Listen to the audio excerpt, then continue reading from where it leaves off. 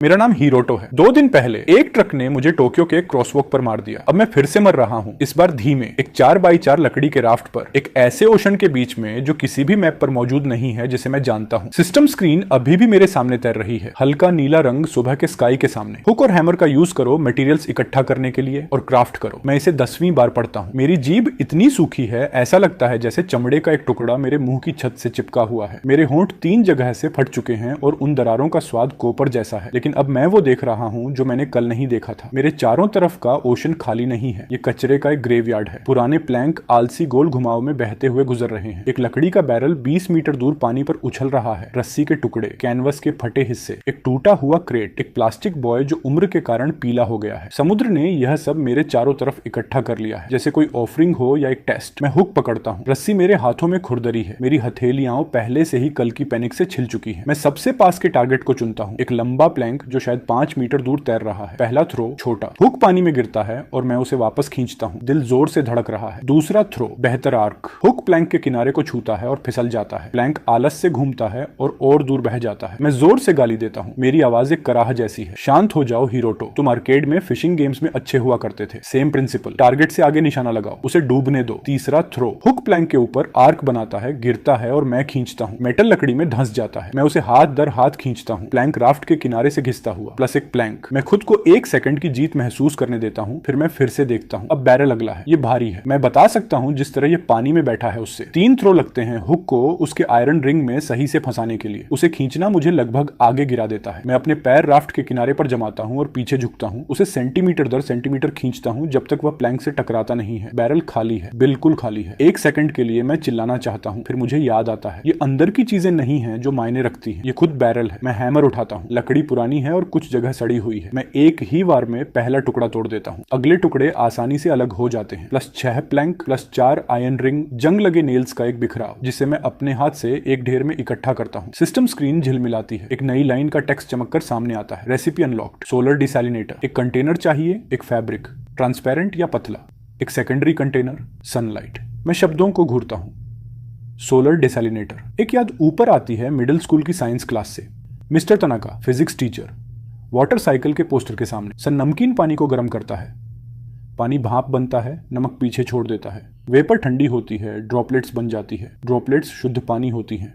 उन्होंने हमें एक तस्वीर दिखाई थी सर्वाइवर्स की जो डेजर्ट में एक गड्ढे के ऊपर प्लास्टिक का टुकड़ा इस्तेमाल कर रहे थे। सेम प्रिंसिपल राफ्ट पर भी काम करता है। मुझे पता है क्या करना है, लेकिन मुझे फैब्रिक चाहिए, पतला फैब्रिक, कुछ ऐसा जिससे सन की गर्मी गुजर सके। मैं फिर से हुक फेंकता हूँ। 3 थ्रो लगते हैं एक उलझे हुए पुराने सेल के टुकड़े को खींचने में। ग्रे, सन से फीका पड़ा हुआ, लेकिन सही हालत में। 2 और थ्रो और मुझे वो टूटा हुआ प्लास्टिक क्रेट मिल जाता है जो मैंने पहले देखा था। पीला प्लास्टिक एक तरफ से फटा हुआ है, लेकिन नीचे का हिस्सा अभी भी संभाल रहा है। अब मेरे पास सब कुछ है। मैं तेजी से काम करता हूँ। मेरे हाथ कांप रहे हैं, थोड़ा डिहाइड्रेशन से, थोड़ा फोकस से। मैं बैरल के एक टुकड़े को बीच से तोड़ता हूँ ताकि एक आधे कटोरे जैसा शेप बन जाए। मैं उसमें अपने हाथों से समुद्री पानी भरता हूँ जब तक वह आधा भर नहीं जाता। पानी हिलता है, भूरा, हरा और नमक की बदबू से भरा हुआ। कटोरे के ऊपर मैं 2 प्लैंक से एक फ्रेम बनाता हूँ, एक दूसरे की तरफ झुके हुए जैसे एक टेंट। मैं कैनवास को उनके ऊपर डालता हूँ, कस कर खींचा हुआ, एक किनारे की तरफ ढलान में। उस किनारे के नीचे मैं प्लास्टिक क्रेट को फंसा देता हूँ। मुख्य सन कैनवस पर पड़ता है, नीचे के नमकीन पानी को गर्म करता है। पानी ऊपर भाप बनकर उठता है, कपड़े के नीचे वाले हिस्से से टकराता है, ड्रॉपलेट्स में बदल जाता है। ड्रॉपलेट्स कैनवस की ढलान से नीचे फिसलते हैं और टपकते हैं, एक एक बूंद करके प्लास्टिक क्रेट में। मैं इसे 3 बार जांचता हूँ। कपड़ा तना हुआ है, ढलान काफी तेज है, क्रेट सही जगह पर रखा है। फिर मैं ऊपर देखता हूँ। सन बेरहम है। ये वही सन है जो मुझे 2 दिन से मार रहा है। अब इसके पास एक काम है, लेकिन यह अभी भी मुझे मार रहा है। मैं अपने कंधों को महसूस कर सकता हूँ, अभी भी फफोले पड़ते हुए। मेरी गर्दन के पीछे आग लगी हुई है। अगर मैं यहाँ खुले में बैठा रहा जबकि डिसैलिनेटर काम करता है तो मैं पहली बूंद गिरने से पहले बेहोश हो जाऊंगा। मैं खुद को राफ्ट के दूसरे तरफ घसीटता हूँ। वहाँ कैनवस का एक दूसरा टुकड़ा है जिसे मैंने पहले खींच कर लिया था। डेसलिनेटर के लिए बहुत छोटा, लेकिन मेरे लिए काफी बड़ा। मैं उसे मास्ट के टूटे हिस्से और एक उठे हुए प्लैंक के बीच फंसा देता हूँ, एक नीचे लटका हुआ फटा हुआ सा शेड बनाते हुए। मैं उसके नीचे रेंग कर जाता हूँ और लकड़ी पर सीधा लेट जाता हूँ। बोर्ड्स मेरी पीठ के खिलाफ गर्म है, लेकिन कैनवस सीधी धूप को रोकता है और वही अकेला एहसास दया जैसा लगता है। मैं वहीं लेटा रहता हूँ और अपने डिसैलिनेटर को अपने लिए काम करते हुए देखता हूँ। समय अजीब तरीके से गुजरता है। मैं अंदर बाहर बहता रहता हूँ। सूरज रेंगता है, मेरा मुंह इतना सूखा है कि मैं अब निगल नहीं सकता। एक समय पर मुझे लगता है कि मैं अपनी माँ को राफ्ट के पार देखता हूँ और मैं लगभग आवाज देता हूँ उससे पहले कि मुझे याद आता है कि वह अभी भी जिंदा है एक ऐसी दुनिया में जिसे मैं फिर कभी नहीं देखूंगा, जो घंटों जैसा लगता है। शायद 4, शायद 5 के बाद मैं अपने शेड से बाहर रेंगता हूँ और क्रेट को चेक करता हूँ। वाटर, सच में वाटर, साफ साफ वाटर। शायद 150 मिलीलीटर जमा हुआ है टूटे हुए प्लास्टिक के नीचे। ये सबसे खूबसूरत चीज लगती है जो मैंने कभी देखी है। मैं क्रेट को सावधानी से उठाता हूँ, हाथ इतने बुरी तरह कांप रहे हैं कि मैं लगभग इसे गिरा देता हूँ। मैं उसे अपने मुंह की तरफ झुकाता हूँ। पहला घूंट ठंडा है, गर्मी से थोड़ा वार्म, लेकिन शुद्ध। कोई नमक नहीं, कोई कड़वा बाद का स्वाद नहीं, बस वाटर। वैसा वाटर जैसा होना चाहिए जब तुम भूल चुके हो कि वाटर का स्वाद कैसा होता है। मैं इसे 3 घूंट में पी जाता हूँ। मैं रोना चाहता हूँ लेकिन मेरे पास आंसुओं के लिए नमी नहीं है। सिस्टम पिंग करता है, achievement, first drop plus 5 survival points. मुझे यह भी नहीं पता सर्वाइवल पॉइंट्स क्या करते हैं, मुझे फर्क नहीं पड़ता। मैं तुरंत कटोरे को समुद्री पानी से फिर भरता हूँ, कैनवस को रीसेट करता हूँ, क्रेट को फिर से सही जगह रखता हूँ। सूरज में अभी भी काम के घंटे बाकी हैं। जब तक सूरज होराइजन की तरफ गिरना शुरू करता है, क्रेट में और 200 मिलीलीटर है। मैं आधा पीता हूँ, मैं आधा बचाता हूँ। मैं अपने मटेरियल्स के ढेर में से टूटे हुए बॉटल्स में से एक छोटा लकड़ी का कप ढूंढता हूँ और पानी उसमें सावधानी से डालता हूँ। उसे शेड के नीचे रख देता हूँ। 350 मिलीलीटर पूरे दिन के लिए, अच्छे से जीने के लिए काफी नहीं।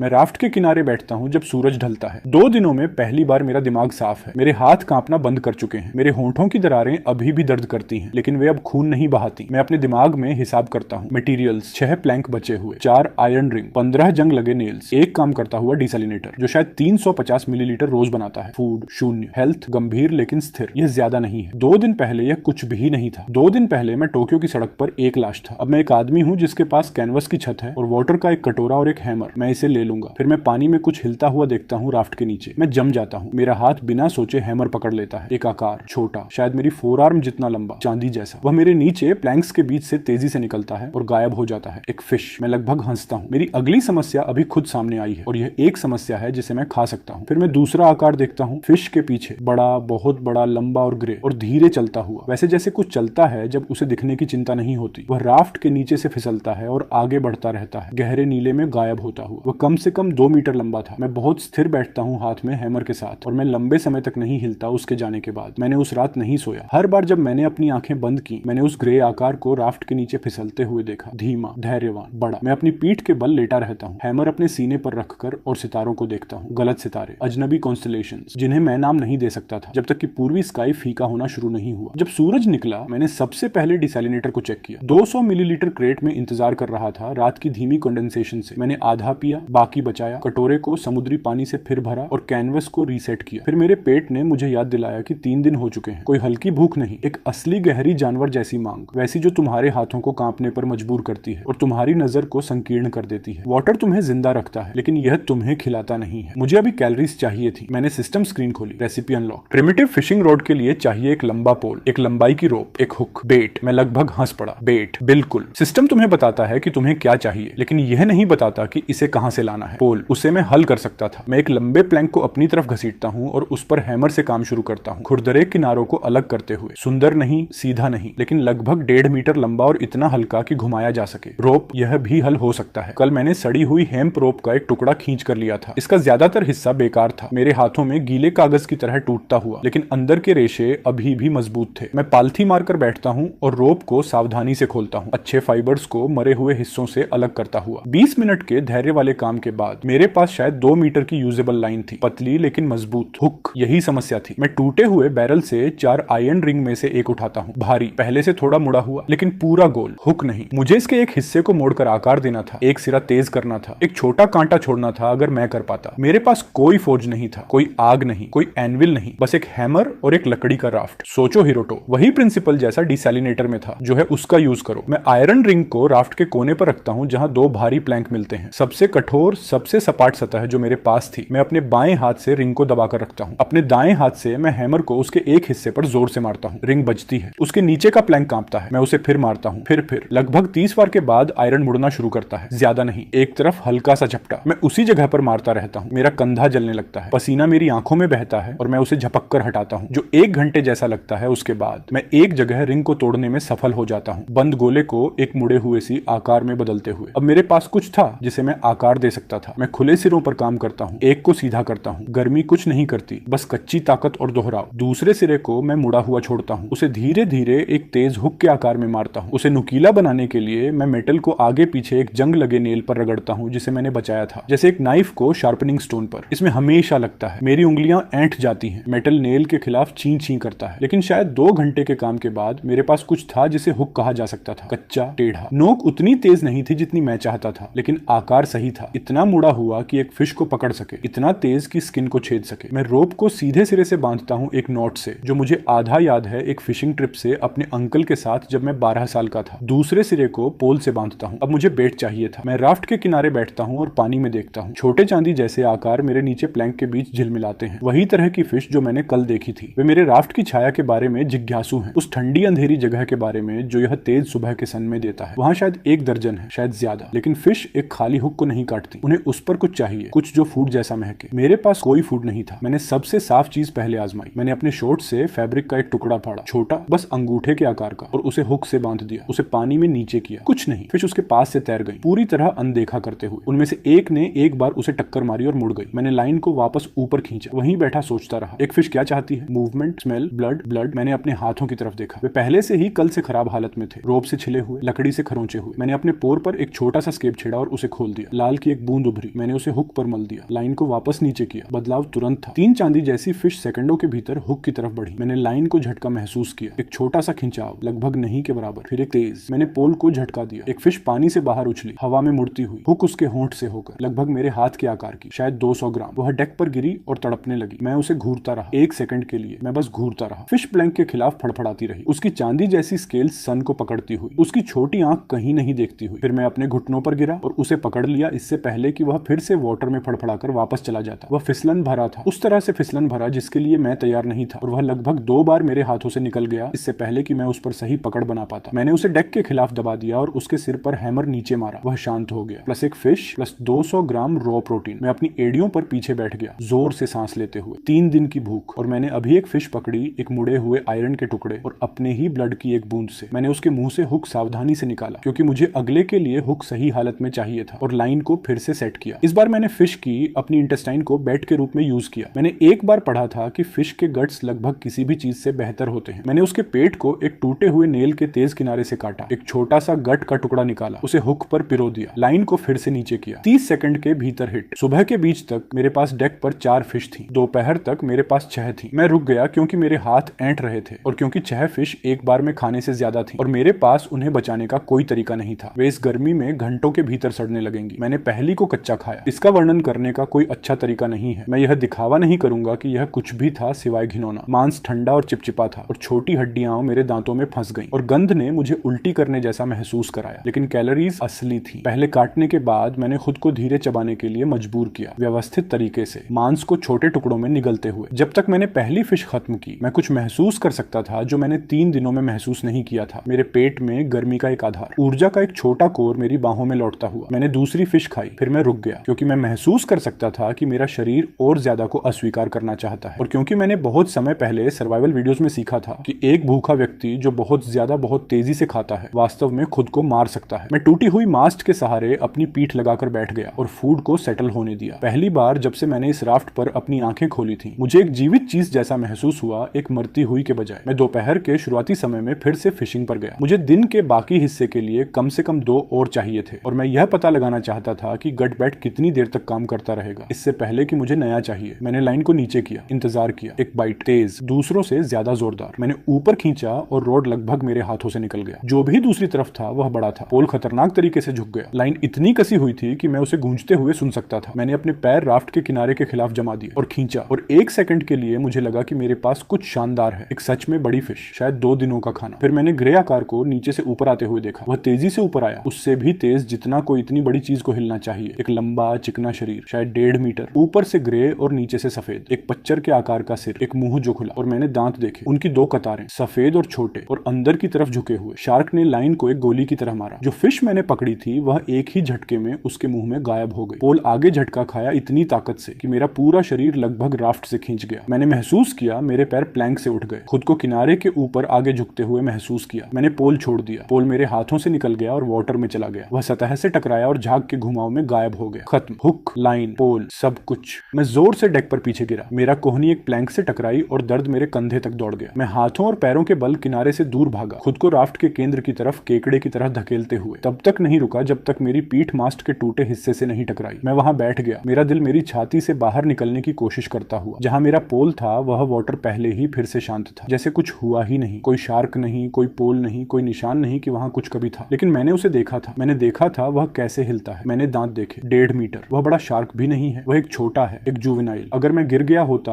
अगर मेरे पैर 1 सेकंड और राफ्ट से हट गए होते तो मैं मर चुका होता इससे पहले कि मैं समझ भी पाता कि क्या मुझे मार रहा है। सिस्टम पिंग करता है, threat detected, water predators, parameter defence recommended. मैं हंसा, वह टूटा हुआ और खरखराहट भरा निकला। धन्यवाद सिस्टम, बहुत मददगार। मैं तुरंत इस पर लग जाता हूँ। मैं मास्ट के टूटे हिस्से के सहारे लंबे समय तक बैठा रहा। दोपहर का सूरज मेरे चेहरे पर गर्म था। बची हुई 4 फिश डेक पर पड़ी थी जहां मैंने उन्हें छोड़ा था, सूखती हुई, उन मक्खियों को आकर्षित करती हुई जो ओशन के बीच में नहीं होनी चाहिए थी, लेकिन किसी तरह थी। मैंने सोचा जो मैंने अभी सीखा, 3 चीजें, उनमें से सब महत्वपूर्ण। 1, मैं खुद को खिला सकता था, सिस्टम काम करता है। कचरे से बने कच्चे टूल्स असली काम कर सकते थे। 2, मैंने अपनी फिशिंग रॉड उसे यूज करने के पहले ही दिन खो दी थी। मुझे तुरंत एक और बनानी थी और मुझे इसे इस बार मजबूत बनाना था और मुझे इसे इस तरह सेट करना था कि मैं उसे छोड़ सकूं बिना पूरी चीज खोए। शायद पोल को राफ्ट से एक बैकअप लाइन से बांध दूं। 3, मैं कभी भी किसी भी हालत में अपने शरीर का कोई हिस्सा उस वाटर में नहीं डालने वाला था। राफ्ट 4 मीटर बाई 4 मीटर थी, यही सब मेरे पास था। 8 स्क्वायर सेंटीमीटर लकड़ी मेरे और एक ऐसे मुंह के बीच जो पहले से ही मेरे पैरों के नीचे घूम रहा था, इंतजार करता हुआ। 4 मीटर काफी नहीं था, मुझे इस राफ्ट को बड़ा बनाना था। मुझे दीवारें चाहिए थी या कम से कम एक किनारा जिस पर मैं गिर सकूं बिना बाहर लुढ़के। मुझे कुछ चाहिए था जो शार्क को डराए जब वह वापस आए, और वह वापस आएगा। मैंने आज सुबह वाटर में ब्लड बहाया था। मैंने फिश के गट्स बाहर फेंके थे। जो भी नीचे रहता था उसे अब बिल्कुल पता था कि मैं कहां हूं और उसे पता था कि यहां ऊपर खाना है। मैंने चारों फिश इकट्ठा की और उन्हें राफ्ट के बीच में रखा, मेरे कैनवस के नीचे शेड के छोटे हिस्से में। मैंने अपने हाथों को सी वाटर में सावधानी से धोया, ध्यान रखते हुए कि किनारे से जितना जरूरी था उससे ज्यादा आगे न झुकूं। मैंने डीसैलिनेटर को चेक किया और 100 मिलीलीटर इंतजार कर रहा था। मैंने उसे पी लिया। फिर मैंने हैमर और हुक उठाया और वाटर को देखने लगा,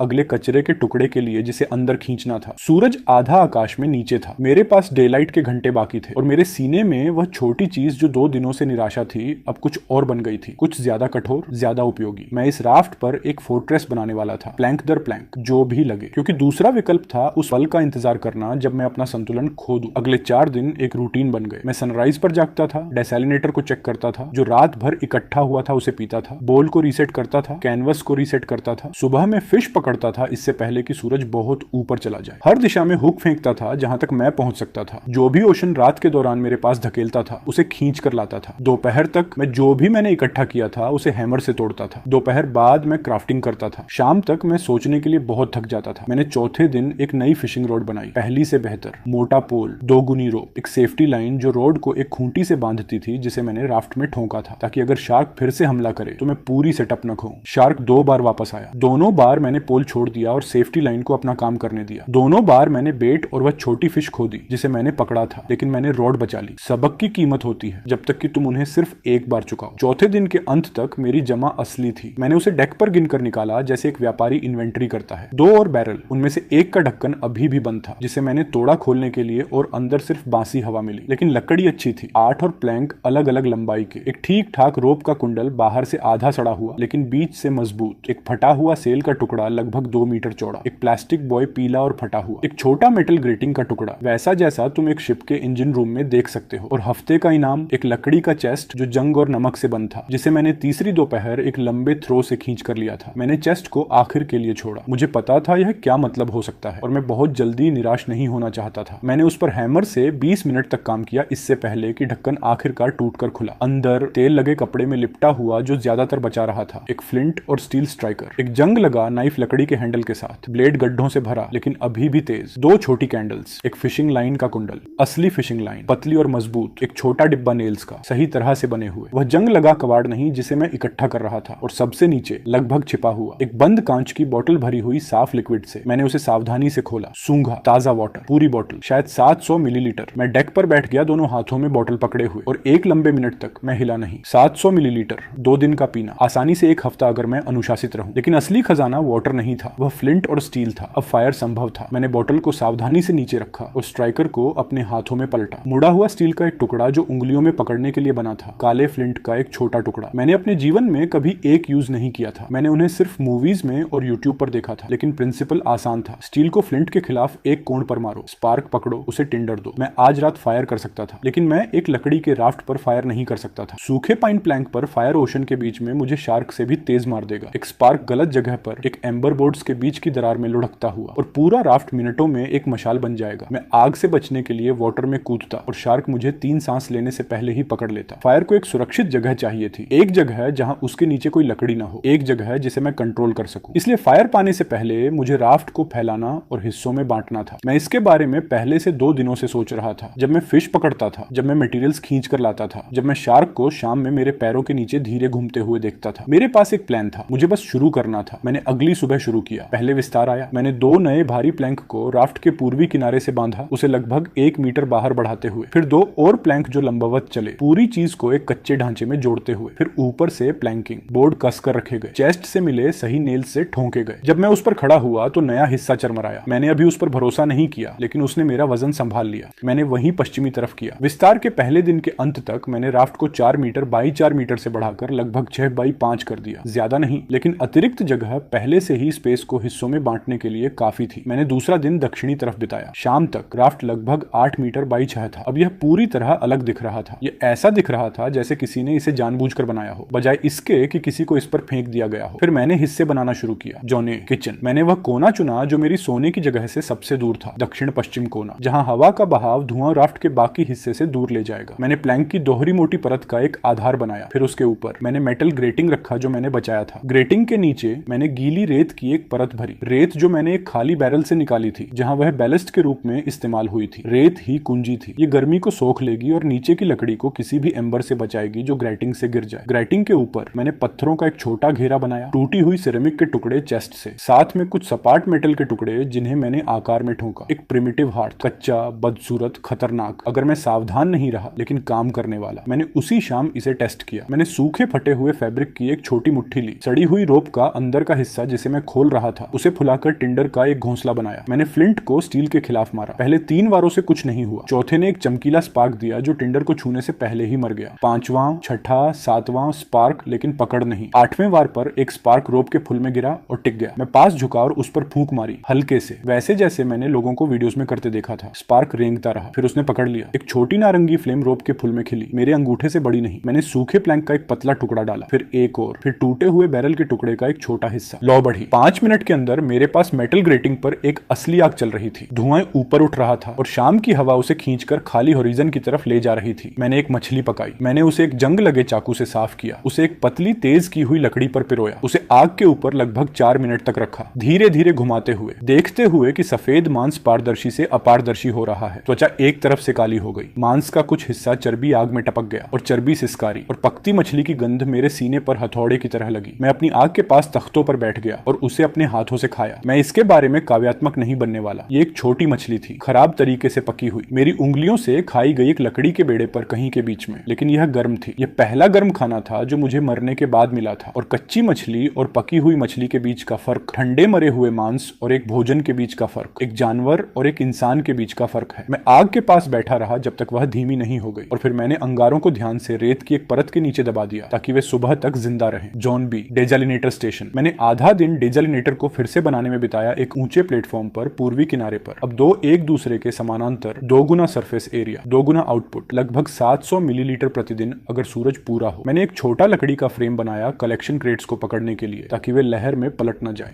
मैंने पूरे स्टेशन के ऊपर एक कैनवस छत बनाई ताकि बारिश जब भी आए सिस्टम को कॉन्टेमिनेट न करे, एक अलग चैनल के साथ ताकि बारिश का पानी तीसरे कंटेनर में जाए। हर बूंद मायने रखती है। जोन सी, सोने की जगह। यह वह था जिसकी मुझे परवाह थी। मैंने जगह चुनी बेड़े के केंद्र के पास, जहां तख्ते सबसे मोटे और सबसे स्थिर थे। मैंने एक नीचा प्लेटफॉर्म बनाया, बस 2 परत तख्तों की मुख्य डेक के ऊपर, शायद 10 सेंटीमीटर की दूरी, ताकि मैं सीधे ठंडी गीली लकड़ी पर न सोऊं। प्लेटफॉर्म के ऊपर मैंने एक फैला हुआ कैनवस का टुकड़ा बिछाया, 2 गुना मोड़कर। ये एक बिस्तर था, उसी तरह जैसे एक पत्थर एक कुर्सी होता है, लेकिन ये डेक से ऊपर था। ये मेरा था, इसका एक स्थान था। इसके ऊपर मैंने एक नीची कैनवस छत बांधी, तिरछी, ताकि कोई भी पानी किनारे की तरफ बह जाए। 4 कोनों पर बांधी आधी हुई, एक छत। एक हफ्ते के कुछ भी न होने के बाद उस रात मैं कैनवस पर लेट गया और अपने ऊपर एक दूसरा कपड़ा कंबल की तरह खींच लिया और अपनी नई शरण की अंदरूनी सतह को देखा और कुछ महसूस किया जो मैंने ट्रक के बाद से महसूस नहीं किया था। मुझे लगा जैसे मेरे पास सोने की जगह है, मरने की जगह के बजाय। जॉन डी कार्यशाला। चौथे कोने को मैंने एक काम की जगह में बदल दिया। मैंने अपने मटेरियल्स का ढेर वहां खींचा और पहली बार उसे व्यवस्थित किया। तख्ते एक ढेर में लंबाई के अनुसार छांटे हुए, लोहे के टुकड़े एक छोटे ढेर में, कीलें चेस्ट के एक खाली कप में, रस्सी लपेटी हुई, कपड़ा मोड़ा हुआ, हथौड़ा मास्ट स्टब में ठोंकी गई कील से लटका हुआ था। चाकू मैं अब हर समय अपने साथ रखता था, अपने शॉर्ट्स की कमर में खोसा हुआ। काम के तीसरे दिन के अंत तक बेड़ा पूरी तरह कुछ और बन चुका था। उसमें जोन थे, उसमें उद्देश्य था, उसमें एक रसोई थी, एक वाटर स्टेशन, एक सोने की जगह, एक काम करने की जगह। उसमें एक आग थी जिसे मैं हर सुबह दबे हुए अंगारों से फिर बना सकता था। उसमें मेरे सिर के ऊपर एक छत थी और मेरे पेट में एक भोजन और एक दिनचर्या। उस रात मैं बुझती आग के पास बैठा था, अपने हाथ में पकी हुई मछली का एक टुकड़ा लिए और अपने 8 बाई 6 मीटर के राज्य के पार देख रहा था। और मैंने पहली बार सोचा मैं कल कैसे जिंदा रहूं? नहीं, बल्कि मैं कल को आसान कैसे बनाऊं। यह एक छोटा विचार था, लेकिन यह एक अलग तरह का विचार था। उस व्यक्ति का विचार जो अब सिर्फ मौत से भाग नहीं रहा था, उस व्यक्ति का विचार जो एक जीवन बना रहा था। मैं अपने कैनवस बिस्तर पर अपनी कैनवस छत के नीचे सोने चला गया। रात के बीच में मैं जाग गया। कुछ ने बेड़े को छुआ था, टकराया नहीं, छुआ था। एक लंबी धीमी घिसट एक साइड के तख्तों में से एक के साथ। उस तरह की घिसट जो कुछ करता है जब वह अपने शरीर को किनारे के साथ चलाता है, यह महसूस करने के लिए कि वहां क्या है। यह आवाज सन्नाटे में साफ थी, लंबी, जानबूझकर। फिर एक ठहराव, फिर से एक अलग तख्ते पर। शार्क मेरी दीवारों की जांच कर रही थी। मैं अपने कैनवस बिस्तर पर बिल्कुल स्थिर लेटा रहा और सुनता रहा। घिसट एक बार और आई, फिर कुछ नहीं। पानी प्लैंक्स के खिलाफ वैसे ही टकरा रहा था जैसे वह हमेशा टकराता था। हवा मेरे सिर के ऊपर कैनवस के पार चल रही थी। आग अपनी रेत की परत के नीचे हल्के से चटक रही थी। मैं उस रात फिर नहीं सोया। सुबह में जब सूरज ऊपर था, मैं राफ्ट के उस किनारे पर गया जहां मैंने वह घिसटने की आवाज सुनी थी। 2 प्लैंक्स पर ताजे निशान थे, लंबी समानांतर खांचे जहां किसी खुरदुरी त्वचा वाली चीज ने लकड़ी के खिलाफ खुद को रगड़ा था। मैंने अपनी उंगली से उन खांचों में से एक को छुआ। ये इतना गहरा था कि मैं उसका फटा हुआ किनारा महसूस कर सकता था। शार्क मेरे सोचे से बड़ी थी। निशान दूर दूर थे। जो भी पिछली रात मेरे राफ्ट के खिलाफ छुआ था, वह उस 1.5 मीटर से लंबा था जो मैंने तीसरे दिन देखा था। मैं खड़ा हुआ और पानी की तरफ देखा। वह सुबह की रोशनी में शांत था, खाली, मासूम। मैंने आसमान की तरफ देखा। एक काला बिंदु नीले के खिलाफ चल रहा था, बहुत दूर, घूमता हुआ, धीरे धीरे करीब आता हुआ। एक पक्षी, पहली जीवित चीज जो मैंने इस दुनिया में देखी थी, जो मछली या शार्क नहीं थी। मैंने अपने हाथ से अपनी आंखों को ढका और उसे आते हुए देखा। पक्षी लगभग 2 घंटे तक घूमता रहा। मैं किचन प्लेटफॉर्म के किनारे पर बैठा अपने हाथों से अपनी आंखों को ढके हुए उसे देखता रहा। शुरू में वह सिर्फ एक काला बिंदु था, फीके सुबह के आसमान के खिलाफ, आलसी छापों में बहता हुआ शायद 1 किलोमीटर ऊपर। फिर वे छाप और तंग हो गए, बिंदु बड़ा हो गया। जब तक सूरज ऊपर चढ़ गया, मैं देख सकता था कि वह क्या था। एक बड़ा अल्बाट्रोस, सफेद शरीर और काले पंखों वाला, उस तरह का समुद्री पक्षी जो अपनी पूरी जिंदगी समुद्र के ऊपर जीता है और केवल प्रजनन के लिए जमीन को छूता है। लेकिन यह वाला गलत था। यह खराब उड़ रहा था। एक पंख दूसरे की तरह नहीं चल रहा था। हर बार जब वह झुकता, मैं देख सकता था कि दायां पंख थोड़ा पीछे रह रहा था, स्ट्रोक के ऊपर अटक रहा था। वह ऊंचाई खोता रहता था और फिर हवा पकड़कर वापस ऊपर चढ़ता था और हर चढ़ाई उससे पिछली से ज्यादा लेती थी। दोपहर तक वह मुश्किल से 50 मीटर पानी के ऊपर था। जब तक सूरज दोपहर की तरफ झुकने लगा, वह इतना नीचे था कि मैं उसके नीचे के काले पंख देख सकता था। लंबी मुड़ी हुई चोंच, काली आंख सतह को स्कैन करती हुई किसी भी चीज के लिए जिस पर उतर सके। उसने राफ्ट को देखा। उसने एक आखिरी चक्कर लगाया, चौड़ा, थका हुआ, और फिर नीचे आया। लैंडिंग खराब थी। उसने अपने पंखों से खुद को धीमा करने की कोशिश की और उनमें से एक गलत तरीके से मुड़ गया और वह आधा गिरा। आधा फिसलता हुआ राफ्ट के पूर्वी किनारे पर आया, प्लैंक्स पर जोर से टकराया और लकड़ी पर लुढ़कता हुआ चला गया जब तक कि वह डीसैलिनेटर स्टेशन के आधार के खिलाफ रुक नहीं गया। पंख हर जगह। एक पैर एक अजीब कोण पर बाहर निकला हुआ, दायां पंख पूरी तरह फैला हुआ, कंधे के पास मुड़ा हुआ। मैं नहीं हिला। एक लंबे पल तक पक्षी भी नहीं हिला। मुझे लगा वह मर चुका है। फिर उसका सीना एक बार उठा, 2 बार। काली आंख खुली और मुझे ढूंढ लिया। हम एक दूसरे को देखते रहे। पक्षी बड़ा था, जितना मैंने दूरी से सोचा था उससे बड़ा। पंखों का फैलाव शायद 2 मीटर से ज्यादा जब वह फैला हुआ था। शरीर एक छोटे कुत्ते के आकार का, उस तरह का जानवर जो जमीन पर शायद 4 किलो, शायद 5, शायद 3 किलो मांस उन पंखों के नीचे रखता। वह विचार मेरे दिमाग में आया इससे पहले कि मैं उसे रोक पाता। 3 किलो मांस, असली प्रोटीन। एक हफ्ते तक छोटी मछलियां 2-2 खाकर 3 किलो पक्षी का मांस एक दावत होता। मैं उसका आधा धुएं में सुखा सकता था, आधा आज रात खा सकता था और 2 दिन तक मछली पकड़ने की जरूरत नहीं होती। मेरे कमर पर जंग लगा चाकू था। मैं 3 कदम में पक्षी के ऊपर हो सकता था। वह घायल था, वह उड़ नहीं सकता था, वह शायद लड़ भी नहीं सकता था। पूरा काम 10 सेकंड लेता। मैं नहीं हिला, किसी महान भावना की वजह से नहीं, बस गणना। मैं प्लेटफॉर्म पर बैठा रहा। मेरा हाथ अभी भी आंखों को ढकने के लिए ऊपर था और मैंने गणित किया उसी तरह जैसे मैं इस राफ्ट पर 1 हफ्ते से हर दूसरा गणित कर रहा था। विकल्प 1, अब भी मार दो। 2 से 3 किलो मांस मुझे 2 दिन की मछली पकड़ने से बचाता। उसके बाद यह खत्म। विकल्प 2, उसे जिंदा रखने की कोशिश करो। खर्च शायद 1 मछली प्रतिदिन, संभवतः 2 जब तक वह ठीक हो रहा है। जोखिम वह वैसे ही मर जाए और मुझे कुछ न मिले, या वह ठीक हो जाए और उड़ जाए और मुझे कुछ न मिले। इनाम अगर यह काम करता है, एक पक्षी जो उड़ सकता है, एक पक्षी जो हवा से देख सकता है, एक पक्षी जो तैरते मलबे को खोज सकता है जिसे मैं डेक से नहीं देख सकता, एक पक्षी जो चीजें किलोमीटर दूर ढूंढ सकता है जो मैं अपने दम पर कभी नहीं ढूंढ पाता। पहला विकल्प तय था, दूसरा एक जुआ था, लेकिन दूसरा कुछ ऐसा देता था जो मुझे किसी भी संख्या की मछलियों से नहीं मिल सकता था। मुझे आंखें चाहिए थी। मैंने अपना हाथ धीरे से नीचे किया। मैं खड़ा हुआ, धीरे, सावधानी से, जिस तरह तुम एक डरे हुए जानवर के आसपास चलते हो। पक्षी की आंख मुझे ट्रैक कर रही थी। उसने अपने एक अच्छे पैर से पीछे खिसकने की कोशिश की और कहीं नहीं पहुंचा। उसकी चोंच खुली और एक भारी थका हुआ सा आवाज बाहर निकली। वास्तव में एक चीख नहीं, ज्यादा एक चेतावनी जैसी खराश, दूर रहो। मैं वहीं रुका रहा। मैं इसके बजाय अपने वर्कशॉप कोने में गया और आज सुबह की पकड़ से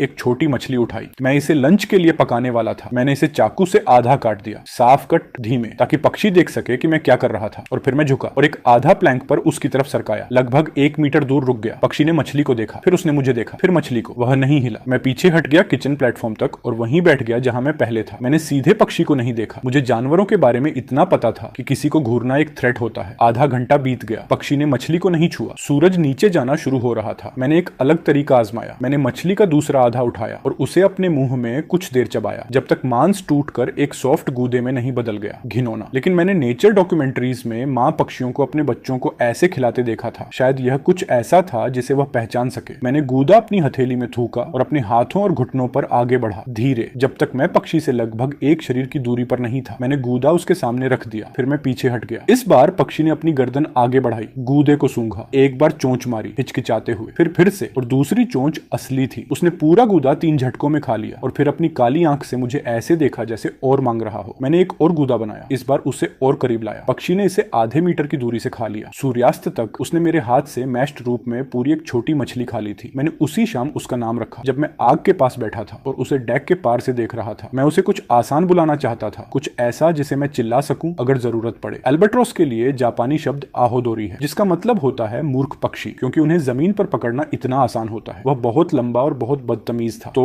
मैंने बस उसे वहां बैठा देखा, उसकी टेढ़ी विंग और उसके चिड़चिड़े चेहरे के साथ, और मैंने पहला छोटा नाम कहा जो मेरे दिमाग में आया, केम। पक्षी ने आवाज पर अपना सिर घुमाया। हाँ, मुझे पता है, मैंने जोर से कहा। कमे का मतलब कछुआ होता है। तुम कछुआ नहीं हो, मुझे फर्क नहीं पड़ता। पक्षी ने एक धीमी खराश भरी आवाज निकाली, जो शायद सहमति थी या शायद गाली। मैंने तय किया कि वह सहमति थी। अगले 4 दिनों में मैंने कमे के बारे में बहुत कुछ सीखा। कमे आभारी नहीं था, ये पहली चीज थी। मैंने उम्मीद की थी मूर्खता से कि एक जानवर जिसकी जिंदगी में बचा रहा था कुछ भरोसा दिखाएगा, कुछ नरमी। कमे नरम नहीं हुआ। कमे ने मछली खाई जो मैंने उसे दी, और फिर जैसे ही मैंने पीठ घुमाई, वह मेरे फिश स्टोरेज कोने में कूदकर एक और चुराने की कोशिश करने लगा। जब मैंने उसे रंगे हाथों पकड़ा और चिल्लाया, उसने मुझे एक नजर दी जिसे मैं सिर्फ आक्रोशित कह सकता हूँ, जैसे गलती मेरी थी कि मैं उससे खाना छिपा रहा था। कमे शोर करता था। जब भी मैं कुछ करता जो उसे पसंद नहीं था, कैनवस हिलाता, प्लैंक को रिपोजिशन करता, आग को गलत तरीके से ढकता, वह जहां भी बैठा होता वहां से एक भारी शिकायत भरी चीख निकालता। वह आवाज बिल्कुल वैसी लगती थी जैसे कोई बूढ़ा आदमी जवान लोगों के बारे में शिकायत कर रहा हो। मैंने उससे जवाब देना शुरू कर दिया। हाँ कमे, मैं कैनवस हिला रहा हूँ। कैनवस को हिलना था। भारी खराश। नहीं कमे, मुझे तुम्हारी राय में दिलचस्पी नहीं है। और जोर की खराश। कमे पानी से डरता था। यह उसके बारे में सबसे अजीब चीज थी, ये देखते हुए कि वह एक समुद्री पक्षी था। वह राफ्ट के किनारों के पास जाने से मना कर देता था। जब भी मैं किनारों पर काम करता, मछली पकड़ता,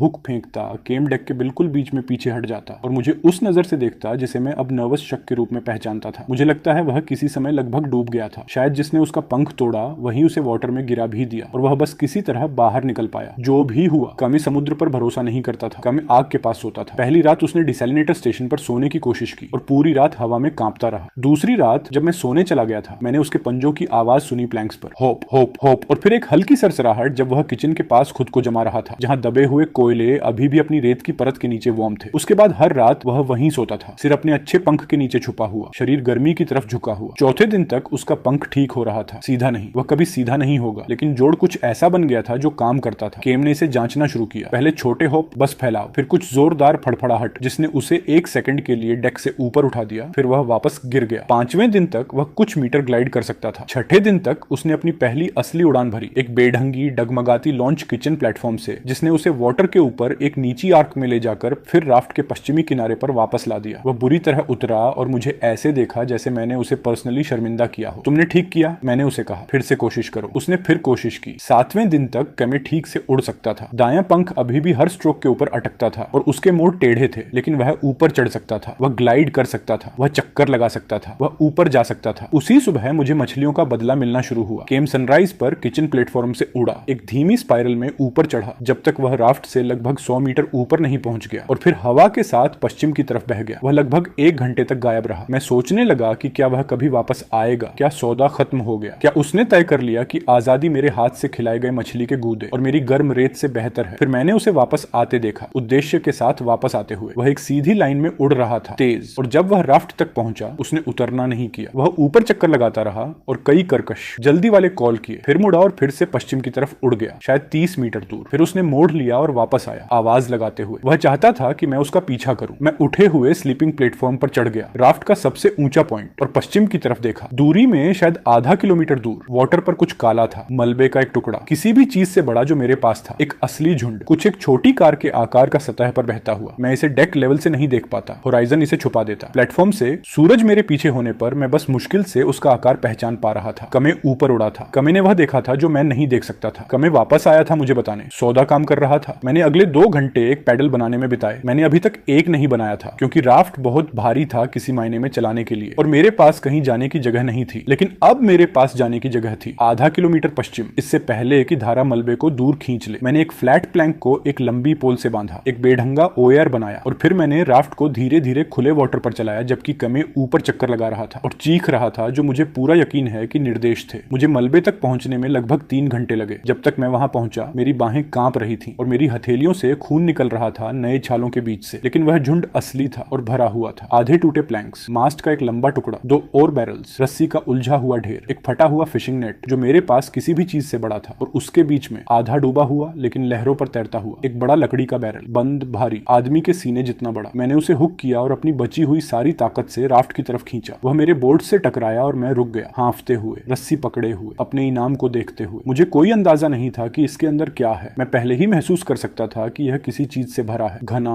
ठूंसा हुआ, तरल नहीं। ये कुछ भी हो सकता था, कचरा, मरा हुआ मांस, पत्थर, या कुछ जो मुझे चाहिए था। मेरे ऊपर केम ने एक चक्कर लगाया और फिर किचन प्लेटफॉर्म पर एक संतुष्ट खराश के साथ बैठ गया। ठीक है, मैंने बैरल से कहा, चलो देखते हैं तुम्हारे पास क्या है। मैंने हैमर उठाया। यह बैरल किसी भी चीज से भारी था जिसे मैंने अब तक राफ्ट पर खींचा था। मैंने ढक्कन पर लगभग 20 मिनट काम किया। नमक ने उसे चिपका दिया था और सील के आसपास की लकड़ी फूलकर कस गई थी। मैंने हथौड़ा मारा, उखाड़ा, गाली दी। कामे किचन प्लेटफॉर्म से देख रहा था, एक उबे हुए बूढ़े आदमी के भाव के साथ जो एक बच्चे को एक आसान काम में फेल होते देख रहा हो। ढक्कन आखिरकार टूट गया। मैंने उसे पीछे खींचा और अंदर देखा। पैकेट्स, दर्जनों, उनमें से छोटे कागज के पैकेट्स मोम लगे कपड़े में सील किए हुए, परतों में रखे हुए, बैरल के अंदर की दीवार के खिलाफ कसकर भरे हुए। ऊपरी परत का ज्यादातर हिस्सा खराब हो चुका था, पूरी तरह भीग गया था। कागज गूदे में बदल गया, अंदर की सामग्री काले कीचड़ में बदल गई, लेकिन दूसरी परत बच गई थी। मोम लगा कपड़ा अपना काम कर चुका था। बैरल के बीच के पैकेट्स सूखे थे। मैंने एक को कांपती उंगलियों से उठाया। कागज भुरभुरा था लेकिन सही था। मैंने एक कोने को फाड़ा। छोटे काले बीज मेरी हथेली में गिर गए। मैं उन्हें लंबे समय तक देखता रहा। मुझे पता था ये क्या थे इससे पहले कि मेरा दिमाग मेरी आंखों तक पहुंचे। टमाटर के बीज, वही तरह के जो मैंने अपनी दादी को हर वसंत एक कागज के लिफाफे से निकालकर मिट्टी के गमले में डालते हुए देखा था, उनकी बालकनी पर योकोहामा में 30 साल पहले और एक जिंदगी दूर। मैंने बाकी बैरल खंगाला। टमाटर, खीरे, बीन्स के 3 अलग तरह, डाइकोन, पालक, किसी तरह की हरी पत्तेदार चीज जिसे मैं पहचान नहीं पाया, एक छोटा पैकेट मिर्च का, प्याज, और नीचे अलग से तेल लगे कपड़े में लिपटे हुए 6 सूखे आलू जिनकी आंखें अभी भी सही थी, वही तरह जिनको तुम सर्दियों में बचा कर रखते हो वसंत में दोबारा लगाने के लिए। मैं डेक पर बैठ गया, खुले बैरल के साथ मेरे सामने, और मैं लंबे समय तक हिला नहीं। ये खाना नहीं था सीधे तौर पर। तुम एक बीज खाकर नहीं जी सकते, लेकिन बीज वो चीज है जिससे खाना आता है। बीज वो चीज है जो तुम्हें हमेशा के लिए खाना देता है। आज के खाने की जगह हर मछली जो मैं पकड़ता था एक बार का खाना थी। इस बैरल का हर बीज, अगर मैं इसे उगा सका, एक ऐसा खाना था जो अपने बाद और खाने पैदा करता, मौसम दर मौसम। इस राफ्ट पर मेरा बाकी पूरा समय अब भी बदल गया। मैंने इसे ध्यान से सोचा इससे पहले कि मैं कुछ और छूता। 3 समस्याएं थीं और मुझे तीनों को हल करना था, नहीं तो ये सब काम नहीं करने वाला था। समस्या 1, मिट्टी। इस राफ्ट पर कोई मिट्टी नहीं थी। इस राफ्ट से 1000 किलोमीटर के अंदर भी कोई मिट्टी नहीं थी शायद। पौधों को कुछ चाहिए जिसमें वे जड़ पकड़ सकें, और उन्हें वो चीज चाहिए जो पानी पकड़ सके, और उन्हें वो चीज चाहिए जो उन्हें पोषण दे सके। मैंने इस पर पूरा दोपहर काम किया। मैंने हर वो चीज इकट्ठा की जो मेरे पास थी, जो टूटकर कुछ मिट्टी जैसी बन सकती थी। समुद्री घास की पट्टियां जो मैंने पहले मलबे से इकट्ठा की थी और धूप में सुखाई थी। मछली के अंदरूनी हिस्से और सिर जिन्हें मैं पानी में फेंकता रहा था। मैंने उन्हें अब एक लकड़ी के बॉक्स में रखना शुरू किया, उन्हें सड़ने देना। आग के गड्ढे की राख जिसे मैं अब तक झाड़ कर फेंक देता था, कपड़े और रस्सी के सड़े टुकड़े, खाली बैरल के तल की धूल और किरच, किचन प्लेटफॉर्म की रेत। मैंने ये सब एक बड़े बॉक्स में मिलाया जो मैंने अतिरिक्त प्लैंक्स से बनाया था। कच्चा, बदसूरत, सड़ी मछली और राख की गंध से भरा। लेकिन ये गहरा था, ये भारी था, ये पानी पकड़ता था जब मैंने थोड़ा डालकर टेस्ट किया। ये सबसे करीब चीज थी मिट्टी की जो मैं समुद्र के बीच में बना सकता था। यही काफी होना था। समस्या 2, पानी। ये सबसे मुश्किल हिस्सा था। डिसैलिनेटर रोज लगभग 700 मिलीलीटर बनाता था। मैं उसका ज्यादातर पी जाता था। पौधों पर डालने के लिए कोई अतिरिक्त नहीं था। अगर मैं सामान्य तरीके से बगीचे को पानी देने की कोशिश करता, मुझे पीने और उगाने के बीच चुनना पड़ता, और ये कोई चुनाव नहीं है। मैं पीता, पौधे मर जाते, खेल खत्म। मुझे एक सिस्टम चाहिए था जो बिल्कुल न्यूनतम मात्रा में पानी इस्तेमाल करे, बूंद बूंद, सिर्फ जहां जरूरत हो, बिना कुछ भी वाष्पीकरण या बहाव में बर्बाद हुए। मैं किचन प्लेटफॉर्म पर बैठा था, मेरे हाथ में कपड़े का एक टुकड़ा लिए, और इसके बारे में सोच रहा था। और फिर मुझे कुछ याद आया। जब मैं बच्चा था, मेरी दादी लंबे समय तक बीमार थी, और मैंने उन्हें अस्पताल में देखा था, एक धीमी आईवी ड्रिप के साथ जो उनके हाथ में जा रही थी। एक बैग तरल का हुक से लटका हुआ, एक पतली ट्यूब नीचे जाती हुई। ट्यूब के नीचे तरल बूंद बूंद उनकी नस में जा रहा था, धीमा, स्थिर, लगभग कुछ नहीं प्रति मिनट, लेकिन घंटों में ये जुड़कर इतना हो जाता था कि उन्हें जिंदा रख सके। मुझे पौधों के लिए यही करना था। मैंने इसे ऐसे बनाया। मैंने सूती कपड़े की एक लंबाई ली, पतली, सोखने वाली, वो तरह जो पानी को अपने साथ खींचती है कैपिलरी एक्शन से। मैंने सूती का एक सिरा डिसैलिनेटर के कलेक्शन क्रेट में डुबोया जहां ताजा कंडेंसेट जमा होता था। मैंने सूती का दूसरा सिरा नीचे उस मिट्टी के बॉक्स तक ले गया जो मैंने बनाया था। कपड़ा क्रेट से पानी सोखता था और उसे धीरे धीरे अपनी लंबाई के साथ ले जाता था और उसे छोड़ता था, बूंद बूंद, दूसरे सिरे पर मिट्टी में। मैंने इसे टेस्ट किया। मैं लंबे समय तक सूती को देखते हुए बैठा रहा। लगभग 10 मिनट के बाद दूर वाला सिरा नमी से गहरा होने लगा। 20 मिनट के बाद एक अकेली बूंद कपड़े से मिट्टी में गिरी, फिर एक और, फिर एक और। ये काम कर रहा था। पौधों को पानी मिलेगा बिना मेरे पीने की सप्लाई खोए। समस्या 3, नमकीन हवा। भले ही मेरे पास मिट्टी हो और भले ही मेरे पास पानी हो, इस राफ्ट पर हवा बीजों के लिए जड़ थी। नमक की छींटें पौधों को मार देती थी, हवा उन्हें सुखा देती थी। सूरज बहुत सीधा और बहुत तेज था। अगर मैं बस अपना मिट्टी का बॉक्स डेक के खुले हिस्से पर रख देता और बीज लगाता, हर अंकुर एक दिन के अंदर मर जाता। मुझे एक ग्रीन हाउस चाहिए था। मैंने इसे बनाने में पूरे 2 दिन लगाए। मैंने फ्रेम सबसे पतले, सबसे हल्के प्लैंक्स से बनाया जो मेरे पास थे। एक चौकोर बेस लगभग 2 मीटर बाय 2 मीटर, 4 कोनों के खंभों के साथ जो लगभग 1.5 मीटर ऊंचे खड़े थे। मैंने जोड़ रस्सी से बांधे और उन्हें चेस्ट के कीलों से मजबूत किया। फिर मैंने सबसे बड़ा कैनवस का टुकड़ा ऊपर फैलाया और किनारों पर मैंने बॉय के फटे हुए पीले प्लास्टिक के टुकड़े इस्तेमाल किए। उन्हें सपाट पैनलों में काटा, इतना पारदर्शी कि कुछ रोशनी अंदर आए, इतना मजबूत कि हवा और छींटों को रोके। ये बदसूरत था, टेढ़ा मेढ़ा। कैनवस की छत बीच में झुक रही थी और प्लास्टिक की दीवारें कोनों पर ठीक से मिल नहीं रही थी। मुझे गैप्स को कपड़े की पट्टियों और पुरानी रस्सी से भरना पड़ा। लेकिन जब मैं उसके अंदर घुसा तीसरे दोपहर में और वहां बैठा उस मध्यम गर्म नमक रहित हवा में, ऐसा लगा जैसे मैंने एक छोटा कैथेड्रल बना लिया। मैंने अगली सुबह रोपण किया। मैंने अपनी उंगली से मिट्टी में छोटे गड्ढे बनाए। मैंने पहले गड्ढे में 2 टमाटर के बीज डाले, दूसरे में 2 खीरे के बीज, तीसरी कतार में बीन्स, पालक, डाइकॉन, वो पत्तेदार हरी चीज जिसे मैं नहीं जानता था। मैंने हर गड्ढे को धीरे से अपनी उंगलियों से ढक दिया। मैंने सूती ड्रिप लाइन को इस तरह रखा कि पानी बॉक्स के हर हिस्से तक पहुंचे। मैंने आलूओं को जंग लगे चाकू से सावधानी से काटा, हर आंख को सही रखते हुए, और उन्हें मिट्टी के एक अलग कोने में दबा दिया। फिर मैंने ग्रीन हाउस का कैनवस फ्लैप बंद किया और वहां से चला गया, क्योंकि मुझे पता था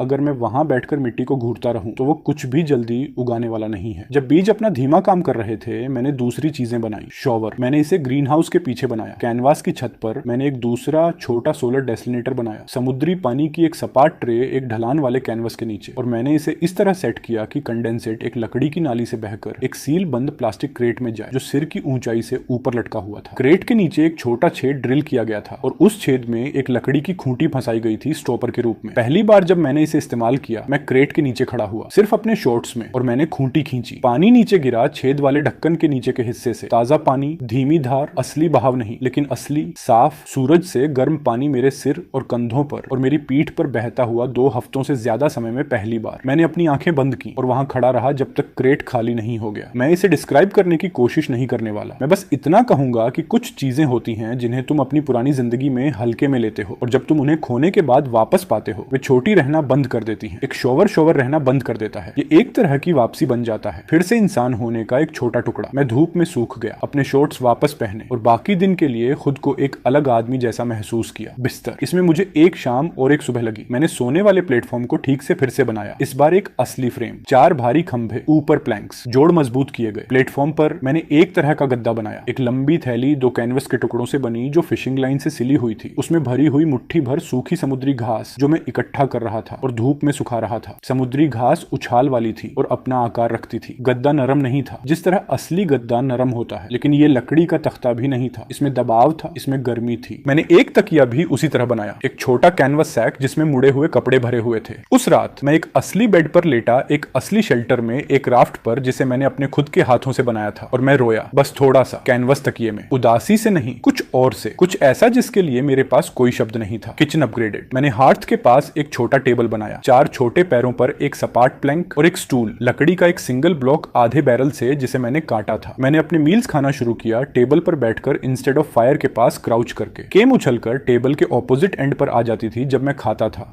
और मुझे देखती थी उस स्काउलिंग चेहरे के साथ अपना शेयर मांगते हुए। मैं हमेशा उसे एक टुकड़ा देता था। हम साथ खाते थे, एक बूढ़ा आदमी और उसकी बर्ड, एक राफ्ट पर बीच नोवेयर के। दिन एक अजीब नए रिदम में गुजरने लगे। सुबह फिश, दोपहर में सैलवेज और क्राफ्ट, सनसेट से पहले ग्रीन हाउस संभालना, केम के साथ खाना, एक असली बेड पर सोना। प्लांटिंग के चौथे दिन की सुबह मैंने ग्रीन हाउस खोला ड्रिप लाइन चेक करने के लिए और मैंने पहली हरियाली देखी। एक छोटा शूट, मेरे सबसे छोटे फिंगरनेल से बड़ा नहीं, एक हल्का लगभग पारदर्शी हरा जो अंधेरी सॉइल से बीन रो में बाहर धक्का दे रहा था। मैं उसके सामने क्राउच होकर बैठा और उसे लंबे समय तक घूरता रहा। एक प्लांट, एक जिंदा प्लांट, ओशन के बीच एक राफ्ट पर। हफ्ते के अंत तक उनमें 9 थे, ज्यादातर बीन्स और 2 टोमेटो शूट्स और एक पतली कर्ल, कुछ ऐसी जो शायद डाइकॉन थी। पोटैटोज ने अभी तक सॉइल के ऊपर कुछ नहीं दिखाया था, लेकिन जब मैंने धीरे से अपनी उंगली उनमें से एक के पास डर्ट में दबाई, मैं नीचे जड़ें बनती महसूस कर सकता था। यह काम कर रहा था।